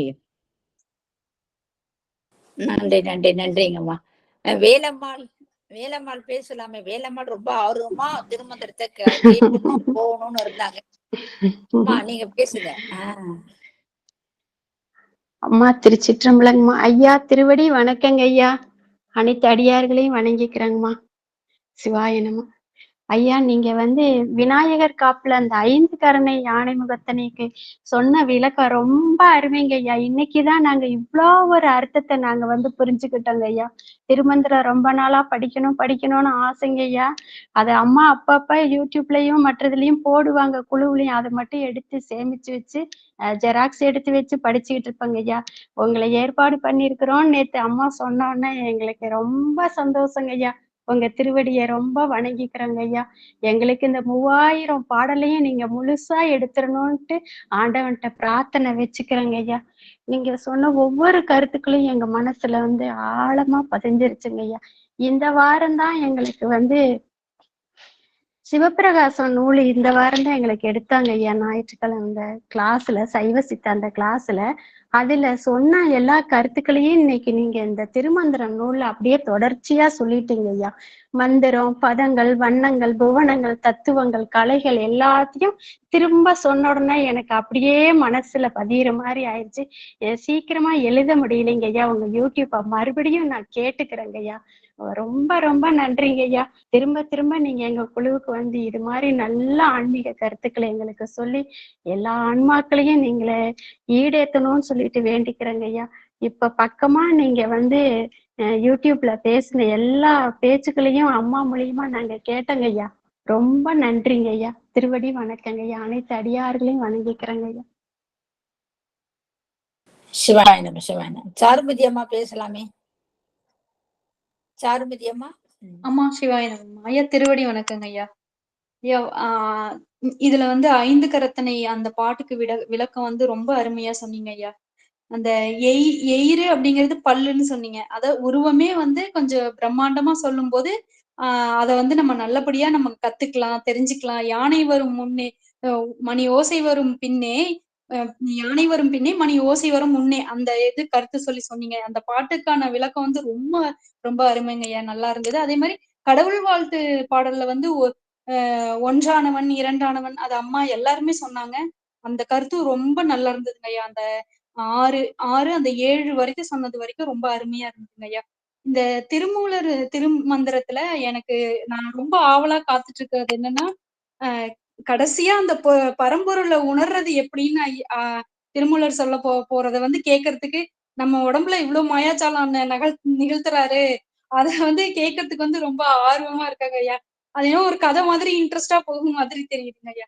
ரொம்ப அத வந்து இறை அருளோட அத வந்து அந்த மாயாஜாலத்தை வந்து தெரிஞ்சுக்கணும்னு ரொம்ப ஆர்வமா இருக்கேங்க ஐயா. நன்றிங்க ஐயா. சிவாய நம. நன்றி நன்றிம்மா. பொன்முடியம்மா. பொன்முடியம்மா ஐயா அந்த அட்டமூர்த்தி சொன்ன விளக்கம் ரொம்ப நல்லா இருக்குங்க. அட்டமூர்த்தினா 5 பூதம் பிளஸ் சூரியன் சந்திரன் பிளஸ் உயிர் அப்படின்னு சொன்னீங்கய்யா. அதே மாதிரி இது வந்து எண் அலங்காரம், இந்த பாட்டே எண் அலங்காரம் சொன்னீங்க. பரமசிவன் தான் 1ல இருந்து 8 வரைக்கும் இருக்கிறாங்கிறத ரொம்ப அழகா சொன்னீங்கய்யா. இன்னும் அடுத்தடுத்த பாடலுக்கு எப்ப வருவீங்கிறத அவளோட காத்துட்டு இருக்கேன். அதான் திருவாச அட்டமூர்த்தி அழகன் அப்படின்னு பாட்டே வருதம்மா. சிவசிவா. மாறி மணிமேகலை எல்லாம் அடியார் திருச்சிற்றம்பலம். ஐயா திருவடி வணக்கங்க ஐயா. சிவாய நம. ரொம்ப சிறப்புங்க ஐயா, சிறப்புங்க ஐயா. ரொம்ப நல்லா இருந்தது. அதாவது இந்த இல்லாளன் அதுக்கு இவ்வளவு நாள் விடை தெரியாம இருந்துச்சு. இப்ப விடை கிடைச்சிருச்சு எனக்கு. ரொம்ப ரொம்ப சந்தோஷங்க ஐயா. அது எப்பயும் ஸ்கூல்ல படிக்கும்போது கூட அது சொல்லுவாங்களே வழியே சரியா விளக்கம் வந்து புரியாது. அதுக்கு வந்து ஆண்பால் சொல்ல முடியாதுன்னு சொல்லியிருக்காங்க. அப்படி அந்த வரைக்கும் தான் கேட்டிருக்கேன். ஆனா அதுக்கு வந்து இல்லாளன்னு சொல்லலாம் அப்படின்றத நல்லா சேக்கிழார் இதுல இருந்து எடுத்து உதாரணம் காட்டி, அதுக்கப்புறம் நீங்க திருமுறையிலேருந்து ஞானசம்பந்தர் திருமுறையிலேருந்து எடுத்து விளக்கம் காட்டினீங்க. ரொம்ப நல்லா இருந்ததுங்க. சிறப்புங்கய்யா. பதம் வண்ணம் அதுவும் ஒவ்வொன்றுக்கும் எதனால அந்த பதம் சொல்றோம், வண்ணம் ஏன் அப்படி என்ன, அந்த இதுவும் நல்லா விவரமா நல்லா புரிஞ்சுதுங்கய்யா. அதாவது எழுதுறதுக்கு தான் முடியல, எங்களால சுத்தமா எழுத முடியல. நாங்க திரும்பி ஒரு தரம் கேட்டு அதை திரும்ப எழுதி வச்சுக்கிட்டாதான் நாங்க திரும்ப அதை புரியும். திரும்ப ஒரு தரம் படிக்கணும். ஏன்னா இன்னைக்கு கேட்கும் போது தெரியுது, அடுத்தது நாளைக்கு கேட்டீங்கன்னா தெரியாது, மறந்துடும். அதை நம்ம எழுதி வைக்கும் போது அது நல்லா ஞாபகம் இருக்கும். ரொம்ப சிறப்புங்கய்யா, ரொம்ப சிறப்பு. இன்னொன்னு சொன்னீங்க தாதான்மியம் அப்படின்னு ஒண்ணு சொன்னீங்க இல்லையா? அது அது எதுக்கு தத்துவங்கள்ல இருந்து வருதுங்க தாங்க அந்த தாதான்மியம்ன்றது? இறைவன் வந்து கலந்திருக்கான், எல்லாத்தையும் கலந்திருக்கான். உலகத்தோடு கலந்திருக்கான், உயிர்களோடு கலந்திருக்கின்றான். அது மாதிரி அம்பாலோடு கலந்திருக்கின்றான். அம்பாலோடு கலந்திருப்பது வந்து தாதான்மை சம்பந்தம். அம்பாள் வேற சிவன் வேற கிடையாது, ரெண்டும் வந்து ஒரே பொருள் தான். அந்த ஒரே பொருள் வந்து இரண்டாக இருப்பது போல் கலந்திருப்பது வந்து அது தாதான்மை சம்பந்தம். விளக்கம் அதான் நல்லா இருந்துச்சுங்க. இரண்டு வேறுபட்ட பொருள். உயிர் வந்து வேற பொருள், இறைவன் வேற பொருள், உலகம் வந்து வேற. சாதான்யம் அப்படின்னு சொல்லும்போது அம்மையப்பராக இருக்கிறது, ரெண்டு பேரும் ஒன்றரை கலந்து இருப்பது, கலந்து நிற்று. ஆமாமா, நீங்க ஷார்ட்டா சொல்லிட்டீங்க, அதான் கரெக்ட். சரிங்கய்யா, நன்றிங்கய்யா. சிவாய நம. திருச்சிற்றம்பலம். ஐயா அது சாதாக்கிய சம்பந்தம் தானே சொன்னீங்க, அது பேரு? தாதான்மிய சம்பந்தம், தாதான்மியம். எழுதியிருக்கேங்க. சிவசிவா. மணிமேகலை அம்மாவா? மணிமேகலை அம்மா. சிவாய நம பிரேமம்மா. சிவாய நம ஐயா. ஐயா திருவடி வணக்கம் ஐயா. நான் என்ன டவுட் கேட்கணும்னு நினைச்சா அந்த 1-2 டவுட் அடியார் பெருமக்களை கேட்டுட்டாங்க, தெளிவடைஞ்சிட்டேன் ஐயா. ஐயா பேரறிவு நீங்க சொன்னது சிற்றறிவுக்கு ரொம்ப ரொம்ப சீக்கிரமா எனக்கு மழுங்கி போன மூளைங்க ஐயா. என்னுடைய மூளைக்கு ரொம்ப நல்லா புரிஞ்சுதுங்க ஐயா. என்னால அடிக்கடி வர முடியறது இல்லைங்க ஐயா. வேலுண்டு வினையில்லை குழுமத்துல நான் இருக்கிறேன் ஐயா. நிறைய உங்களை மாதிரி அருளாளர்கள் சொல்றது வகுப்புல கிடைக்கும் போது குடும்ப சூழ்நிலை காரணமா, ஆனா சிவத்துக்குள்ளதான் ஐயா இருக்கிறேன். சிவத்துக்காக தான் நிறைய நேரம் செலவு பண்றேன் ஐயா. இருந்தாலும் இது என்னமோ தெரியல, இன்னைக்கு கைலை துரைசாமி ஐயா சிவபுராணம் சிவபெருமான் தன் கைவருந்து எழுதுனது அடியார் பெருமக்கள்லாம் எழுதி பதிவிடணும்னு சொல்லும் போது அது எடுத்து வரும்போது நான் எப்பவுமே ஒரு சகுனம் பாக்குறது ஒரு பழக்கம் ஐயா. அது அடியார வந்த பிறகு எனக்கு அது இருக்குதுங்க ஐயா. நான் எடுக்கிறேன் சிவபுராணம் எழுதுறதுக்கு எனக்கு இந்த பதிவு கண்ணுல பட்டு நான் இப்போ எழுதுற ஒரு பாக்கியமும் உங்களுடைய இந்த ஆன்மீக உரைய இத்தனையும் சொல்லி கொடுத்தீங்க ஐயா. ரொம்ப நல்லா புரிஞ்சுதுங்க ஐயா. இது எனக்கு ரொம்ப பெருமகிழ்ச்சிங்க ஐயா. நன்றிங்க ஐயா. நன்றி பிரேமம்மா. நன்றிங்கம்மா. மணிமேகலம்மா திருவடி வணக்கம்மா. திருச்சிற்றம்பலம். மற்றடியார் யார பேச விருப்பம் இருந்தா சொல்லலாம். நான் வாழ்த்து பாடல் பாடி முடிச்சுட்டு அடுத்தவங்களுக்கு வாய்ப்பு கொடுக்கலாம். வான்மிகில் வழாது பெய்க மலி வளம் சுரக்க மன்னன் கோன்முறை அரசு செய்க குறைவிலாது உயிர்கள் வாழ்க நான்மறை அறங்கள் ஓங்க நல்தவம் வேள்வி மல்க மேன்மை கொள் சைவ நீதி விளங்குக உலகமெல்லாம் மேன்மை கொள் சைவ நீதி விளங்குக உலகமெல்லாம் ஆறிரு தடந்தோல் வாழ்க அருமுகம் வாழ்க வெற்பை கூறு செய் தனிவேல் வாழ்க கொக்குடம் வாழ்க செவ்வேல் ஏரிய மஞ்சை வாழ்க யானை தன் அணங்கு வாழ்க மாறிலா வள்ளி வாழ்க வாழ்க சீரடியார் எல்லாம் மாறிலா வள்ளி வாழ்க வாழ்க சீரடியார் எல்லாம் வாழ்க சீரடியார் எல்லாம். திருச்சிற்றம்பலம். மற்றடியார் யார பேச விருப்பம் இருந்தா கை